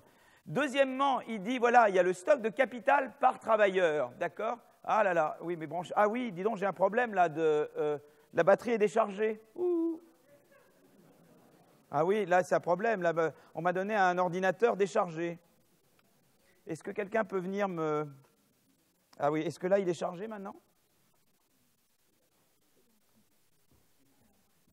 Est-ce qu'il est... J'ai un petit problème là. Hello, les services techniques. L'ordinateur n'a plus de batterie.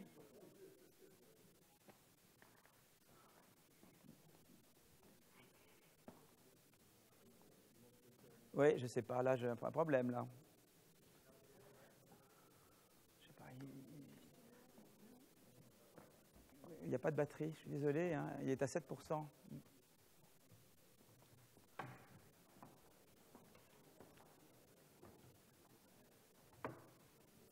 C'est bon là? Merci monsieur, merci. Le produit par tête croît au cours du temps, cette croissance ne tend pas à diminuer. La deuxième chose, le stock de capital par travailleur, donc le K sur L, le grand K, je vais effacer tout ça ici, donc comme ça j'ai de la place pour écrire au tableau. D'ailleurs, je n'ai pas besoin parce que je peux simplement faire comme ça, c'est beaucoup mieux.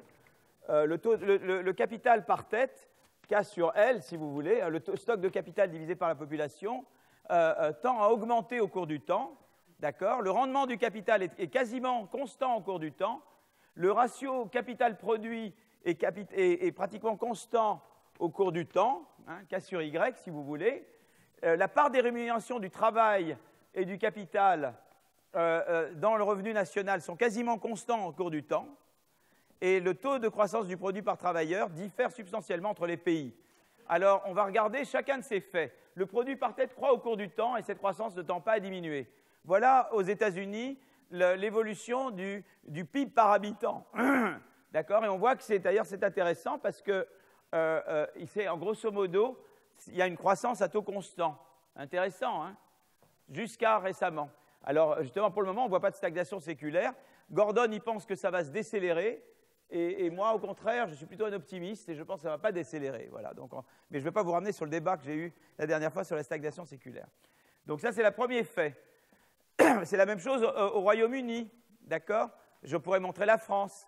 Le deuxième fait que j'ai mentionné, c'est le stock de capital par travailleur, K sur L, tend à augmenter au cours du temps. Vous voyez, par exemple, voilà le capital physique, vous voyez, en France, en Allemagne, aux États-Unis, au Japon. Et vous voyez, il y a une augmentation du capital par habitant, d'accord? Troisième fait, le rendement du capital est quasiment constant au cours du temps. Vous voyez le rendement du capital, on voit que ça c'est pour les États-Unis, et on voit que c'est des rendements composés. Hein, on regarde, et le rendement, il n'y a pratiquement pas de variation dans le taux de rendement du capital jusqu'en 92. Donc quand on dit qu'il y a eu une accélération des rendements du capital, on ne les voit pas là en tout cas. Ensuite, et là on regarde en Angleterre, et on voit que c'est, vous voyez, il y a des... on voit que, si vous voulez, il n'y a pas de... on ne voit pas ce qu'on appelle des trends, vous voyez, c'est plutôt constant, voilà. Troisièmement, le ratio capital-produit est constant au cours du temps. Là, c'est aux États-Unis, voilà. Alors, on peut voir, évidemment, une partie du capital, c'est horrible, là, il y avait l'esclavage, mais heureusement que ça a disparu, en tout cas officiellement, hein. Mais vous voyez qu'au total, le total reste quand même assez constant. La rémunération du travail et du capital dans le revenu national sont quasiment constants au cours du temps. Vous voyez, ça c'est aux États-Unis. Donc la part du capital, la part du travail, jusqu'en 2010. Et ça c'est en Angleterre. D'accord? Et ça c'est en France. Donc c'est pas... Grosso modo, disons que jusqu'aux années, récemment maintenant, on peut dire grosso modo, les faits de Kaldor ont l'air vérifiés. Voilà. Alors le taux de croissance par produit diffère entre les pays. Là, il y a un petit typo Argentina. Mais c'est intéressant d'ailleurs de ces choses-là parce qu'en soi, vous pouvez passer beaucoup de temps sur cette figure. Elle vous montre, vous voyez l'accélération de la Suède, l'accélération du taux de croissance de la Suède. Et notamment, j'ai toujours mes années 90, vous savez que j'embête tout le monde en France en expliquant qu'il faut faire comme les Suédois. Et vous voyez, parce que j'ai toujours ce truc, et là ça reprend bien, et là ils ont une croissance très très forte. Bon là il y a la crise qui arrive, mais la Suède se débrouille très bien. Là vous avez au contraire le Japon qui lui décélère, sa croissance se décélère quand celle de la Suède s'accélère. Et vous avez l'Argentine. L'Argentine, c'est très intéressant parce que l'Argentine, en termes de taux de croissance, c'est pas très différent, vous voyez, de la Suède et tout ça. Puis tout d'un coup, l'Argentine, elle lâche là. Et c'est ce que j'appelle un peu, moi, la middle income trap, la trappe de revenu médian. Hein.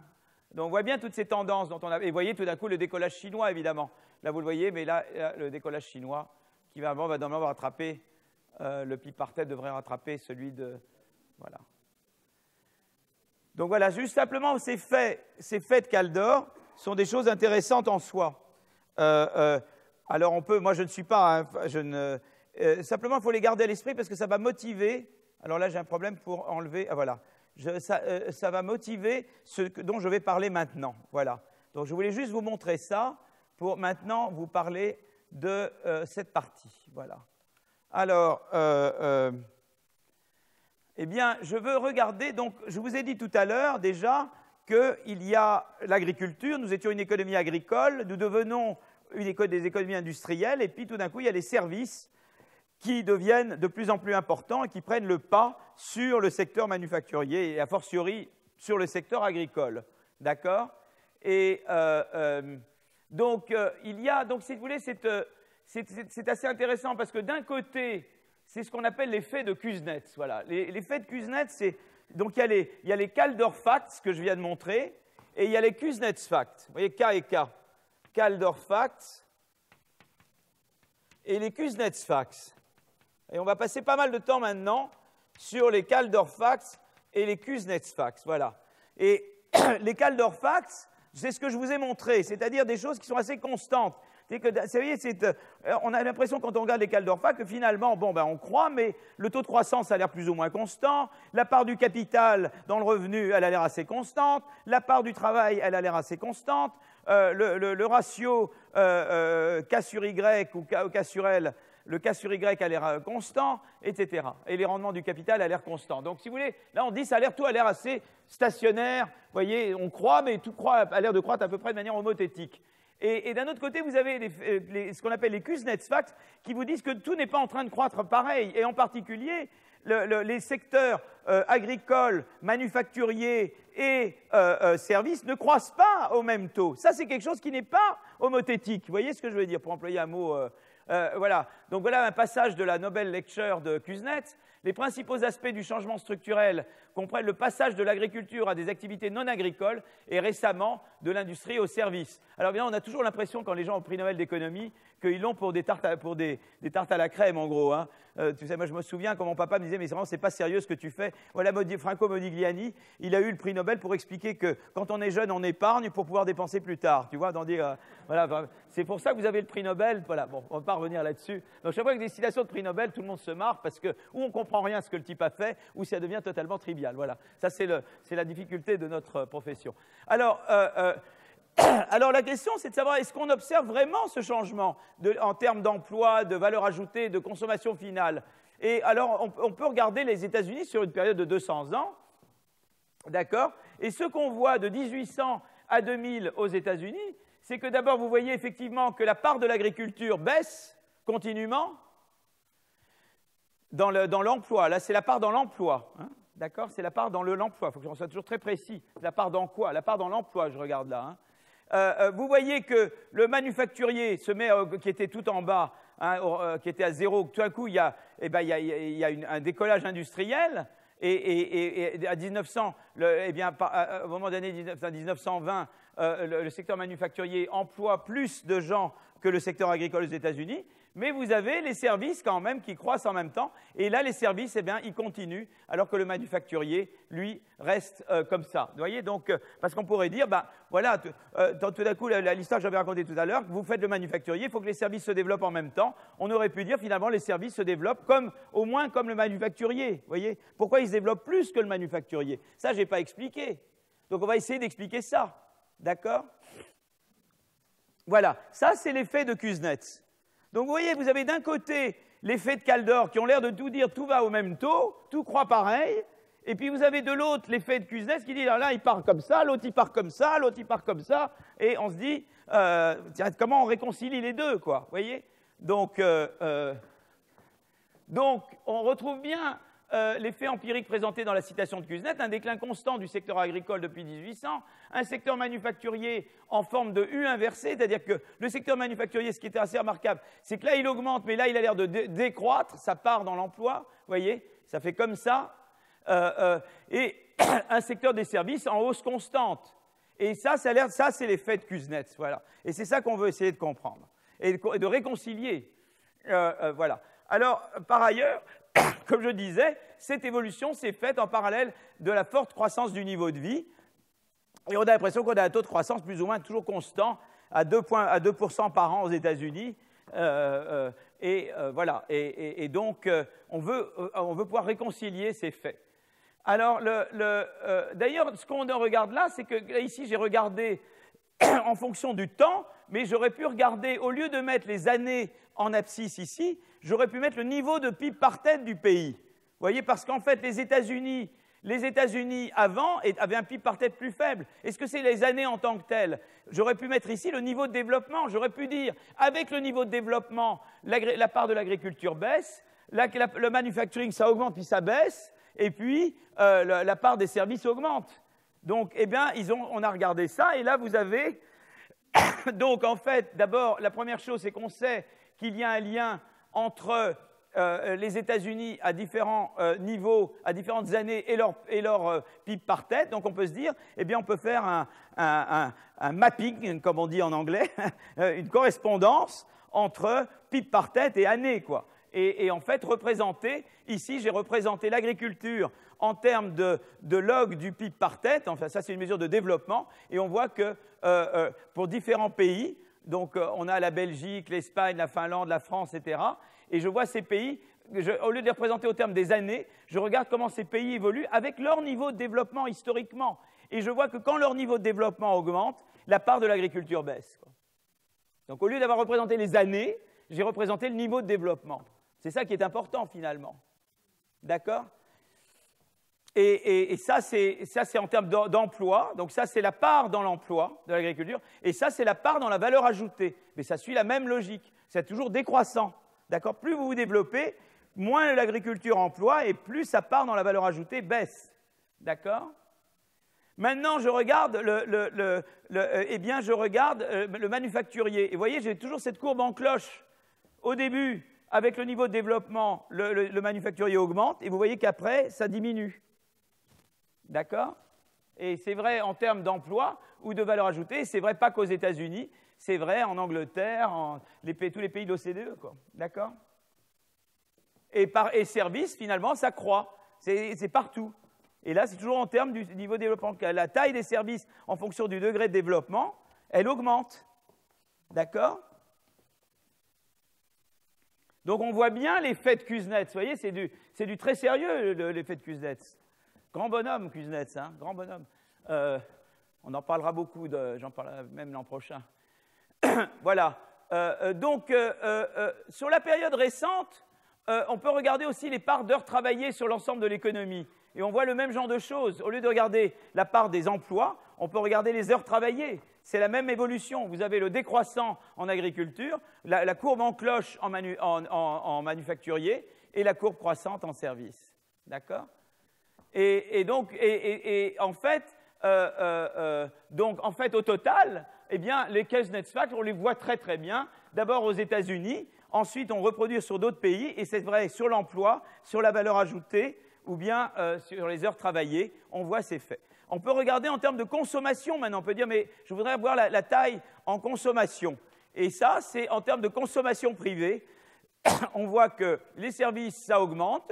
On voit que le manufacturier a augmenté, mais baisse maintenant. Donc, un petit peu la courbe en cloche. Et on voit que l'agricole baisse. Donc, même en termes de part de votre budget total consacré à la consommation de produits agricoles, de produits manufacturiers ou de services, on observe ces trois formes de la même façon. D'accord? Donc, finalement, on retrouve bien que quand on regarde la part du budget total dévolu disons, aux produits agricoles baisse au cours du temps. Vous avez une évolution en cloche pour la consommation des biens manufacturiers et la hausse de la part réservée aux services. D'accord?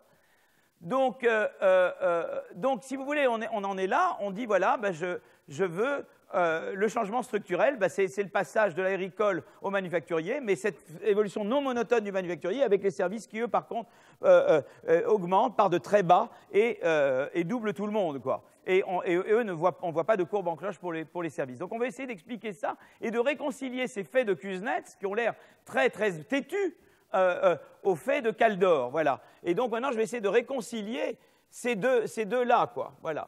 Hein? Voilà. Donc, comment réconcilier d'abord le fait que la croissance économique aille de pair avec des changements significatifs dans la composition sectorielle de la production entre agriculture, manufacturiers et services, c'est l'effet de Kuznets, mais qu'au niveau agrégé, quand je prends l'économie dans son ensemble, la croissance est décrite par la stabilité de ces faits de Kaldor. Vous avez ces rendements constants, ces parts du travail et du capital dans le revenu qui ont l'air constants, etc. Comment je peux réconcilier ces deux types de faits? Voilà. Donc là, il y a un jeune économiste avec qui, quand j'avais parlé de mesure de la croissance, il est un de mes co-auteurs, et il s'appelle Timo Boppard, et il est en fait de Zurich, et il est à Stockholm maintenant, et il a écrit un des modèles les plus, disons, les plus aboutis pour essayer de réconcilier Kuznets et Kaldor. Voilà. Qu'est-ce qu'il fait? Donc, il se concentre sur les évolutions sectorielles de consommation des ménages, en particulier l'arbitrage entre biens et services. Donc, il délaisse un peu l'agricole, hein, il s'occupe surtout de biens et services ici. Hein. Et alors, en fait, il dit, ben voilà, qu'est-ce qui va se passer? Et je vais revenir sans arrêt à ces choses-là, donc je vais répéter 10 fois la même chose. Donc, au début, ça va vous paraître un peu bizarre, et ce qui va vous paraître bizarre à la fin, c'est que je continue à me répéter. Mais je crois beaucoup dans la méthode de... C'est pas la méthode Coué, hein, j'espère que c'est pas ça quand même, mais je vais beaucoup me répéter pour que ça rentre vraiment, parce qu'il y a deux idées importantes, et je veux vraiment que ces idées rentrent très très fort. Voilà. Donc d'abord, il y a deux choses. Qu'est-ce qui peut faire que vous allez plus vers le... Qu'est-ce qui fait qu'au cours du temps, vous allez consacrer une part de votre budget, d'autant plus aux services? Il y a d'abord une raison de substitution. C'est que, comme le progrès technique affecte davantage directement le manufacturier, le prix des biens manufacturiers va baisser. Et le prix des services, lui, va tendre à augmenter. Et donc, ça va coûter plus cher les services. Donc, il y aura un effet en fait, automatique, si vous voulez, un effet de substitution. Vous allez consacrer une partie plus importante de votre revenu, de votre budget aux services, parce que le prix des services est plus élevé, vous avez besoin des services, et le prix des services est plus élevé que le prix des biens manufacturiers. Voilà. Ça, et va devenir de plus en plus comme ça, quoi. Donc ça, c'est la première, c'est l'effet de substitution. Mais il y a une autre raison qui peut vous amener davantage à dépenser sur les services, c'est ce qu'on appelle un effet de revenu. C'est-à-dire qu'il y a cette idée-là qu'au début, disons à moins que ce soit comme dans le film La Grande Bouffe, qui est un film très sympathique, où on mange jusqu'à mourir, mais disons que si vous n'êtes pas dans le film La Grande Bouffe, à un moment donné, vous êtes en satiété. Et on a dit, bon, je me suis nourri, je peux aller dans un bon restaurant, etc. Mais à un moment donné, passer à un certain niveau de vie, je vais plutôt aller vers les services. C'est-à-dire que j'ai les biens de subsistance. Alors, c'est vrai qu'on va un peu au-dessus de la subsistance, on veut se faire plaisir, aller dans un bon restaurant, etc. Mais à un moment donné, on ne peut plus, quoi. Donc, on va et on consomme des services. Voilà. Et donc, là, c'est plutôt ce qu'on appelle des effets de revenus. C'est-à-dire, si vous avez des revenus très, très modestes, vous avez essentiellement votre budget et dans l'alimentaire, mais plus vous avez un budget élevé, plus vous allez aller vers des services. Donc, ça, c'est l'effet de revenus. Et donc là, on va voir ces effets jouer un rôle, d'accord? On va revenir sur ça. Donc là, c'est un premier aspect. Donc ça, c'est le comportement de consommation des ménages. Donc ça, c'est une chose, c'est que notre consommation, on tend de plus en plus à vouloir consommer ou à consacrer une partie importante de notre budget aux services et à mesure que disons, au cours du temps et d'autant plus si on est aisé, ménage aisé. Alors en fait, Boppard va s'appuyer sur des données empiriques et il va s'appuyer sur la distinction mise en place par le Bureau of Economic Analysis. Donc il y a les biens et il y a les services. Alors les biens, il parlera notamment des voitures, du mobilier, de l'équipement ménager, et puis l'habillement, il mettra la nourriture dedans, et les autres biens énergétiques, d'accord, et le reste, les services. Alors quand tu regardes la part des biens dans les dépenses totales, il voit qu'au cours du temps, eh bien, je pense que c'est des données US, hein, évidemment, tout ça, la part des biens par rapport aux services, la part des biens baisse continuellement, d'accord, aux États-Unis. D'accord? Ça, c'est la part consacrée. Ça, c'est le premier fait empirique qu'on veut expliquer. D'accord? C'est toujours, on veut des modèles pour expliquer des choses. Ça, c'est la première chose. C'est vrai en France aussi, hein. Je le montre pour les États-Unis. C'est évident qu'on a la même chose chez nous. Le prix des biens, ça, c'est la part des biens. Après, il y a le prix des biens par rapport aux services. Il semble diminuer à un rythme constant au cours du temps. Vous voyez, donc là, le prix relatif, donc je vous disais tout à l'heure, donc il y a un effet de prix là-dedans. Il y a d'abord l'effet de consommation, mais il y a aussi que les prix ont augmenté. Lui, il veut expliquer pas seulement ça, mais il veut expliquer aussi l'évolution des prix. D'accord? Donc il veut vouloir expliquer pourquoi ça derrière. Alors là, derrière, il faut une histoire de progrès technique ou une histoire de Baumol cosdésis, quoi. Il y aura, voilà, et ça, je reviendrai à ça. Donc lui, il veut expliquer ça aussi. Il aurait pu dire, je me contente d'expliquer ça. Et ça, pour expliquer ça, il pouvait simplement avoir le deuxième aspect, l'effet revenu, par exemple. Ça m'aurait expliqué tout seul. Parce que le premier dit, si les prix font ça, mais pourquoi les prix feraient ce qu'on vous dit? D'accord? OK? Donc, lui, il veut aussi l'explication prix. Donc, il va aller vers les prix. Mais les prix, là, il aura besoin du Baumol, de l'élément Baumol. Voilà, je reviendrai là-dessus. Donc, il veut expliquer ce fait-là. Et un troisième fait, ça c'est très important, et je vais revenir sur cette figure tout à l'heure, c'est que, regardez, ça c'est la part, si vous voulez, c'est des évidences à partir des budgets, c'est-à-dire qu'on regarde des données sur les ménages, vous voyez, aux États-Unis. Et les ménages pauvres, c'est ceux qui sont dans le premier quintile, c'est ceux-là. Et on regarde la part de leur consommation consacrée aux biens plutôt qu'aux services.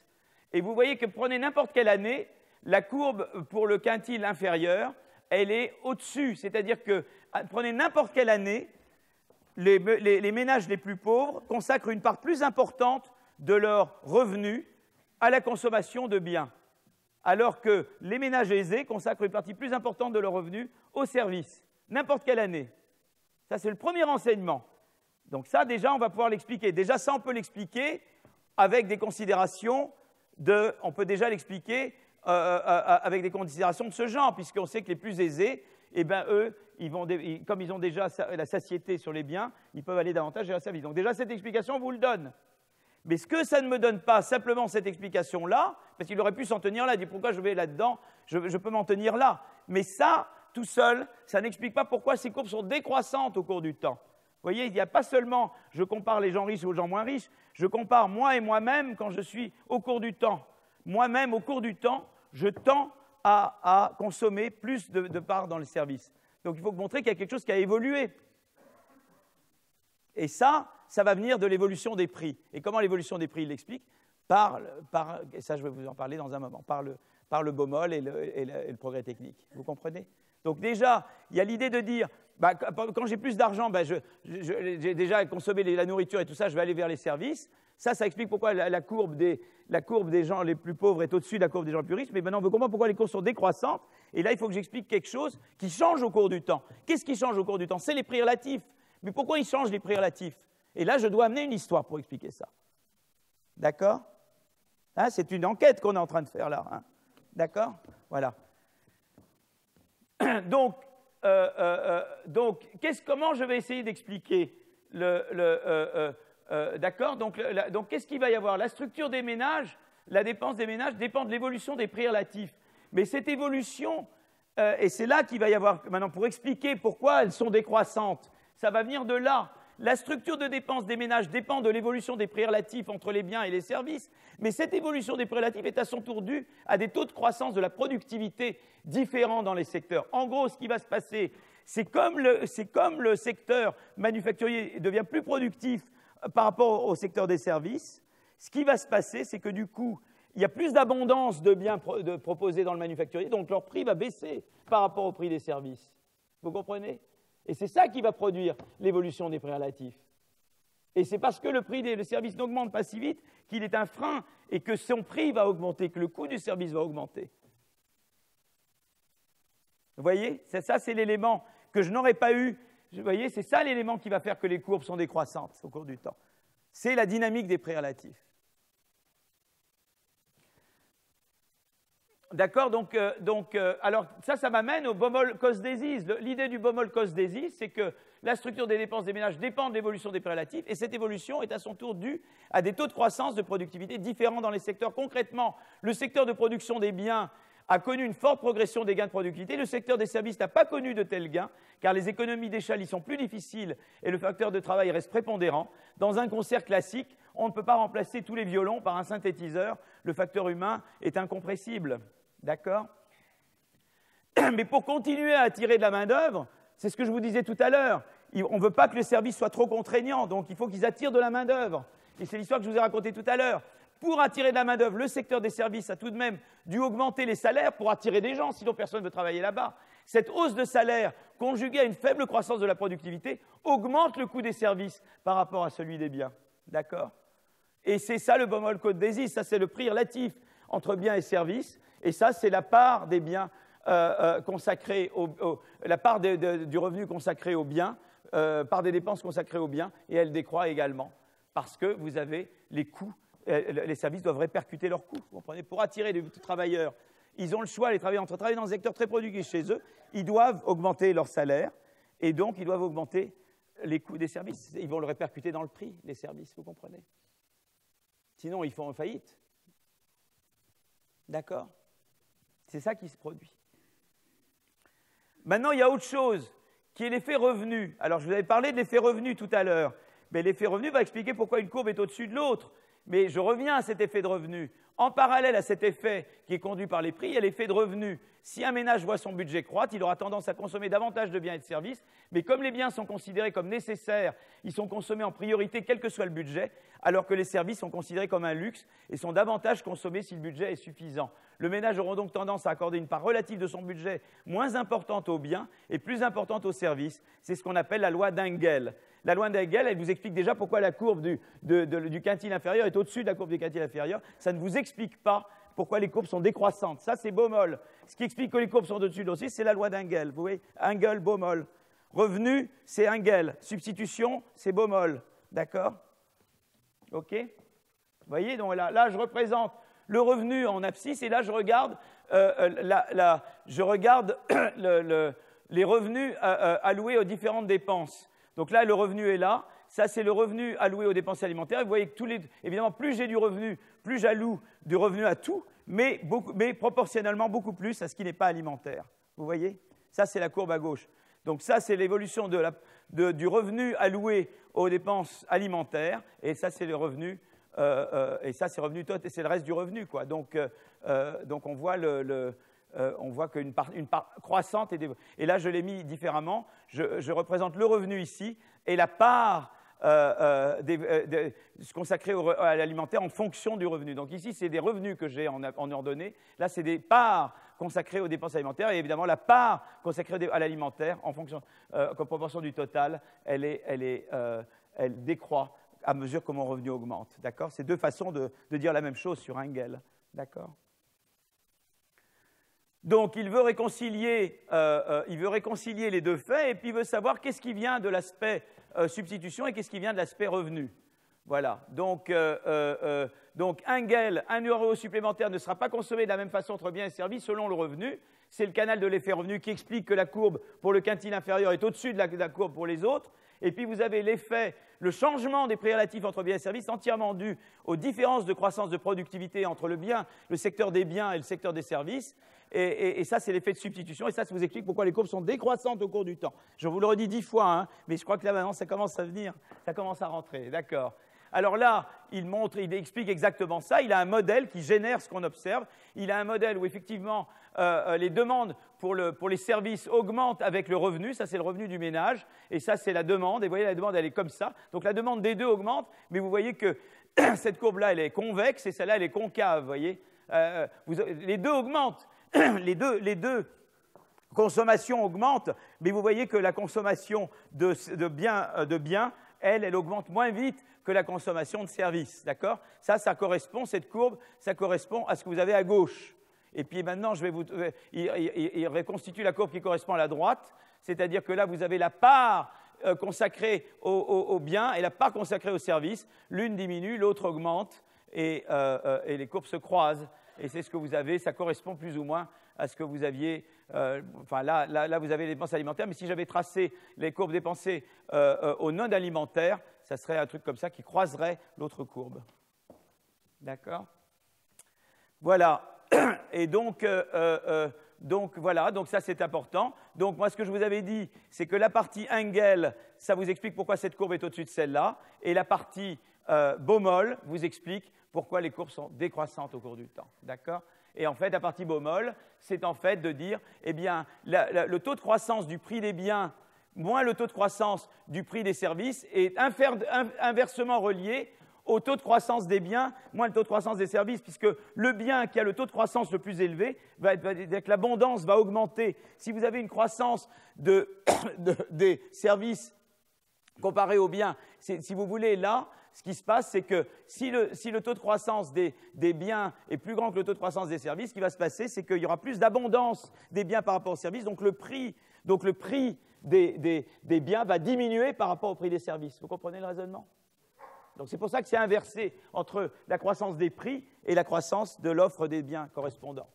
Parce que le bien le plus rare, c'est celui dont le prix baisse, vous voyez, baisse le moins. D'accord? D'accord, voilà.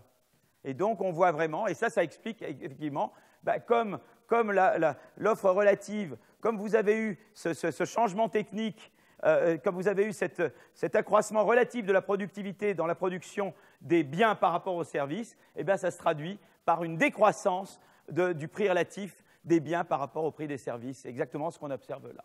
D'accord? Et effectivement, du coup, comme le prix des services, comme le prix des biens a décru par rapport au produit des services, ça, plus le fait que quand je m'enrichis, eh bien, je tends à aller davantage vers les services, les deux se sont conjugués pour vous donner une décroissance de la part des biens dans la consommation au cours du temps. C'est l'effet conjugué du fait que le prix vous voyez, c'est l'effet conjugué de l'effet prix et de l'effet que plus je m'enrichis, plus je me rabats sur les services.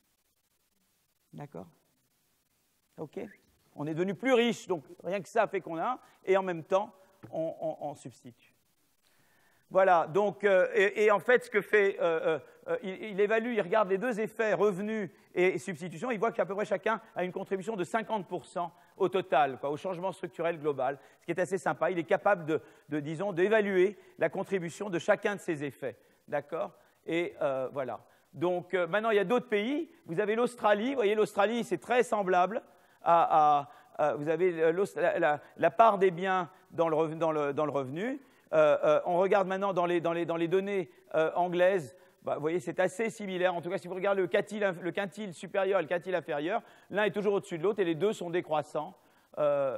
Donc, quand même, on a des comportements similaires en Angleterre. On peut regarder d'autres pays, on trouve des choses très similaires. Hein.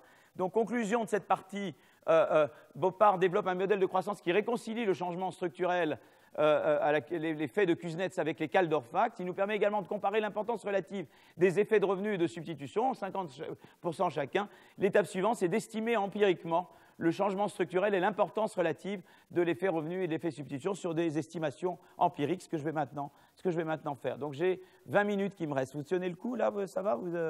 C'est bon? Vous êtes courageux, hein?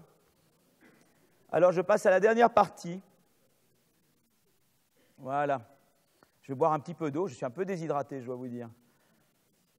Fichier, animation, diaporama, à partir du début. Voilà.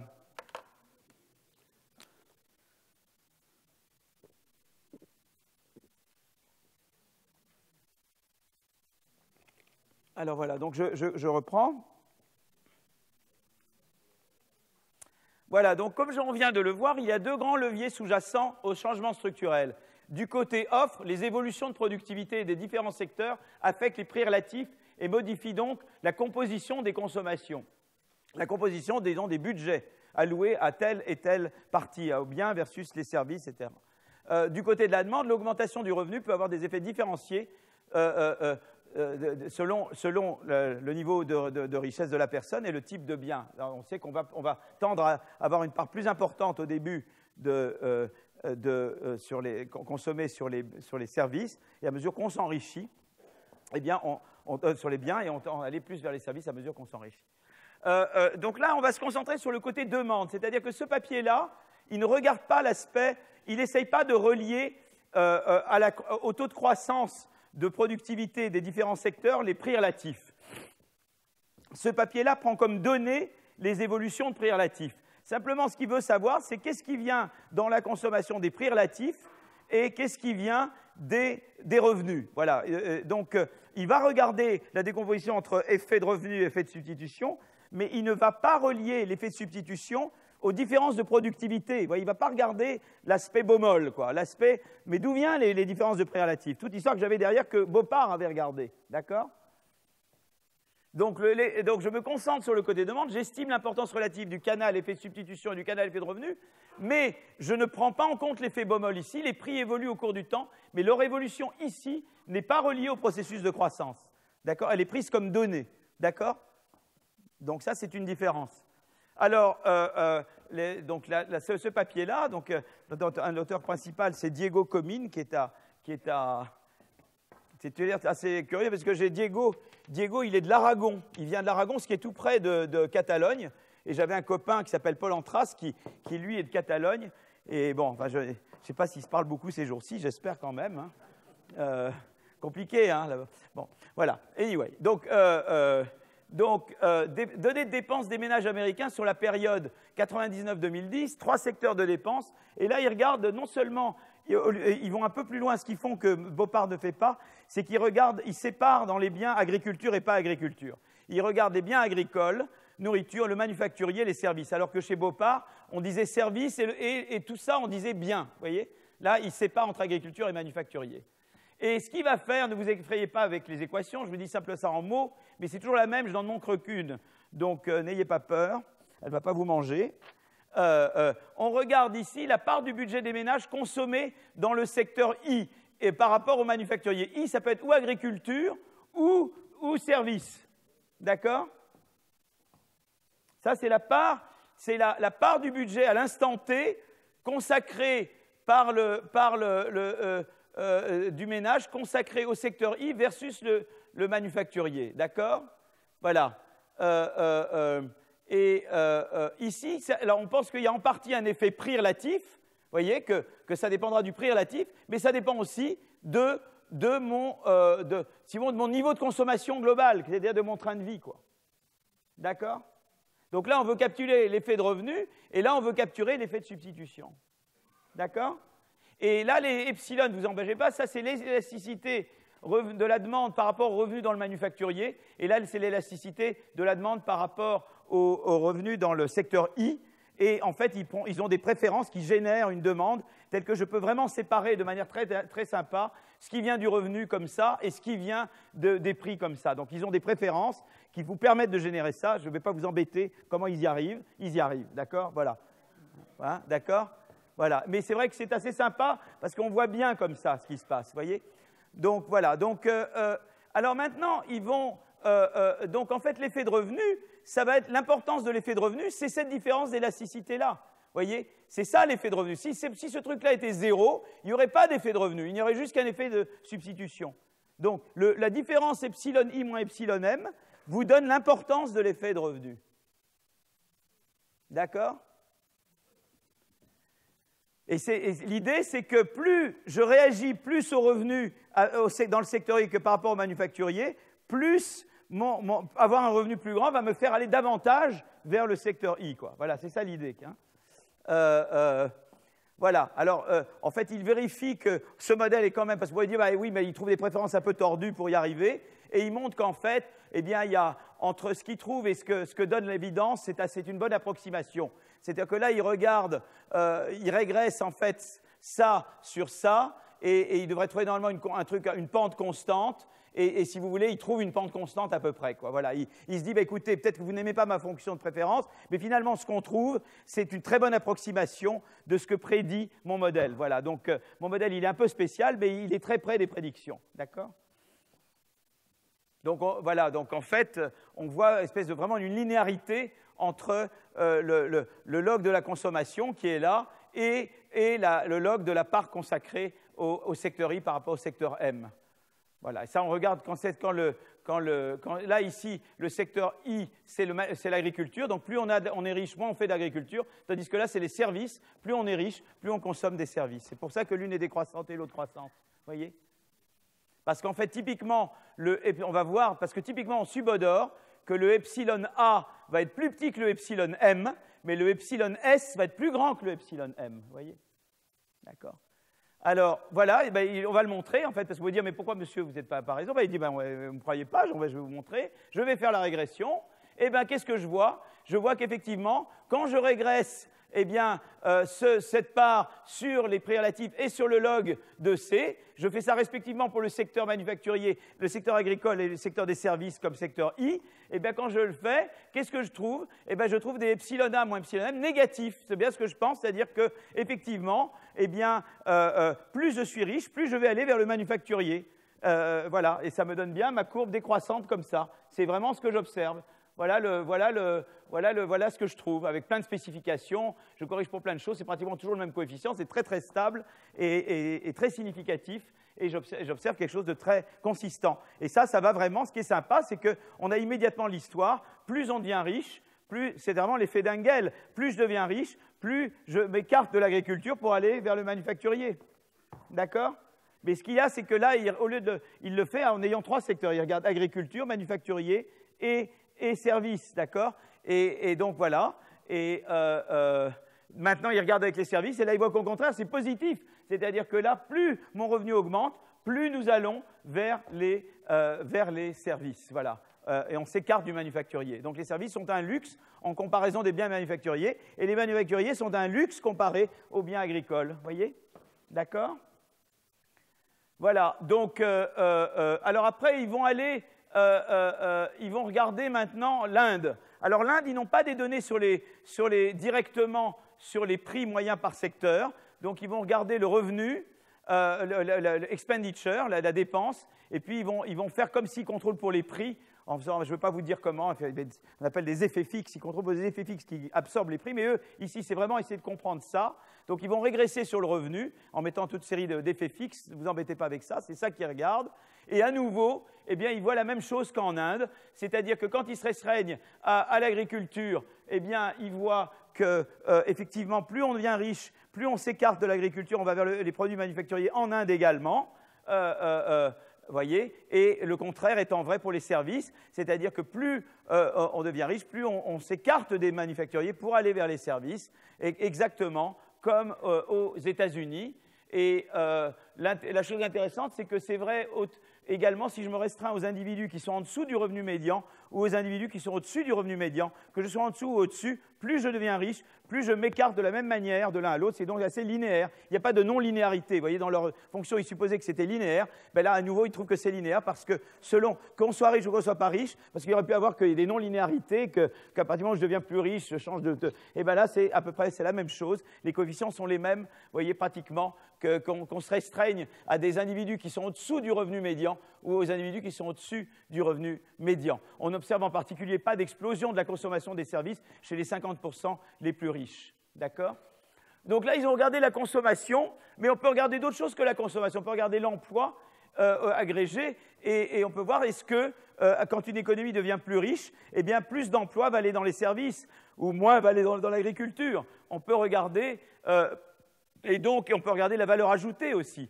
Et donc, ils regardent dans 10 pays d'Asie, 9 d'Europe, 9 d'Amérique latine, 10 d'Afrique et des États-Unis.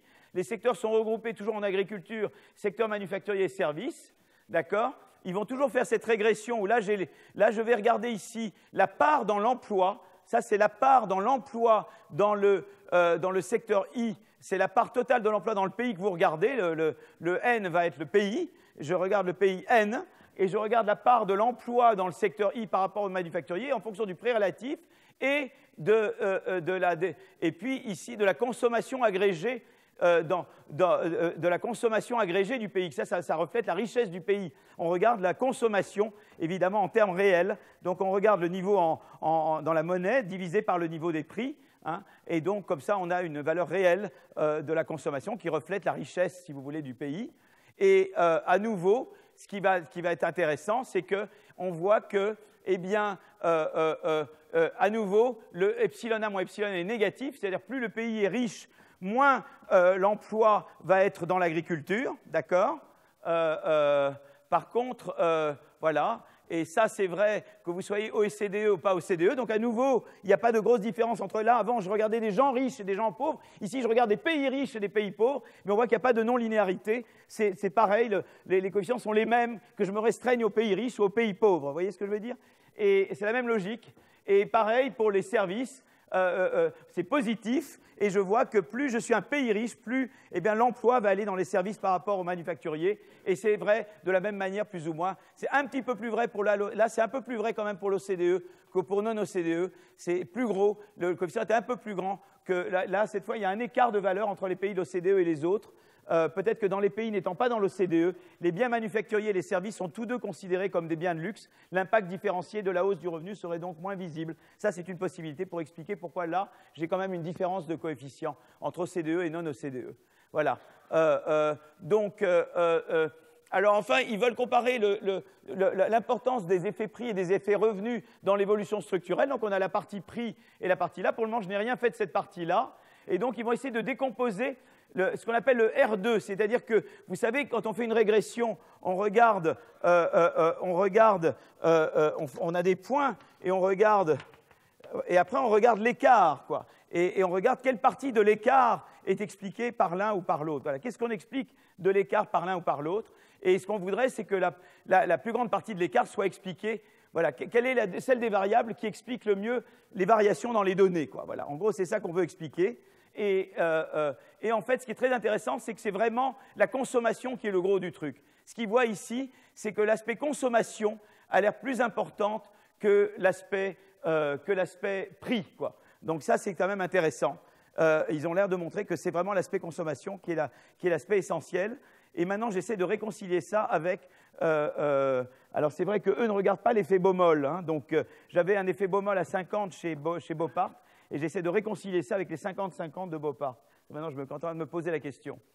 Voilà. Mais vous voyez que pratiquement tout ici vient de l'effet consommation et peu vient de l'effet prix. Mais l'effet prix, chez eux, est pris comme donnée. Il n'est pas endogénéisé, quoi.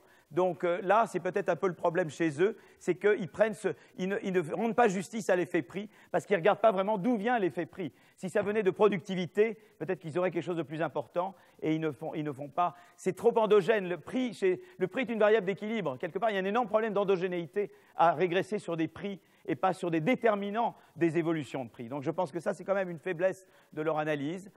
Vu d'ici, l'effet revenu de l'effet de substitution, mais c'est un effet de substitution qu'on a pris très exogène.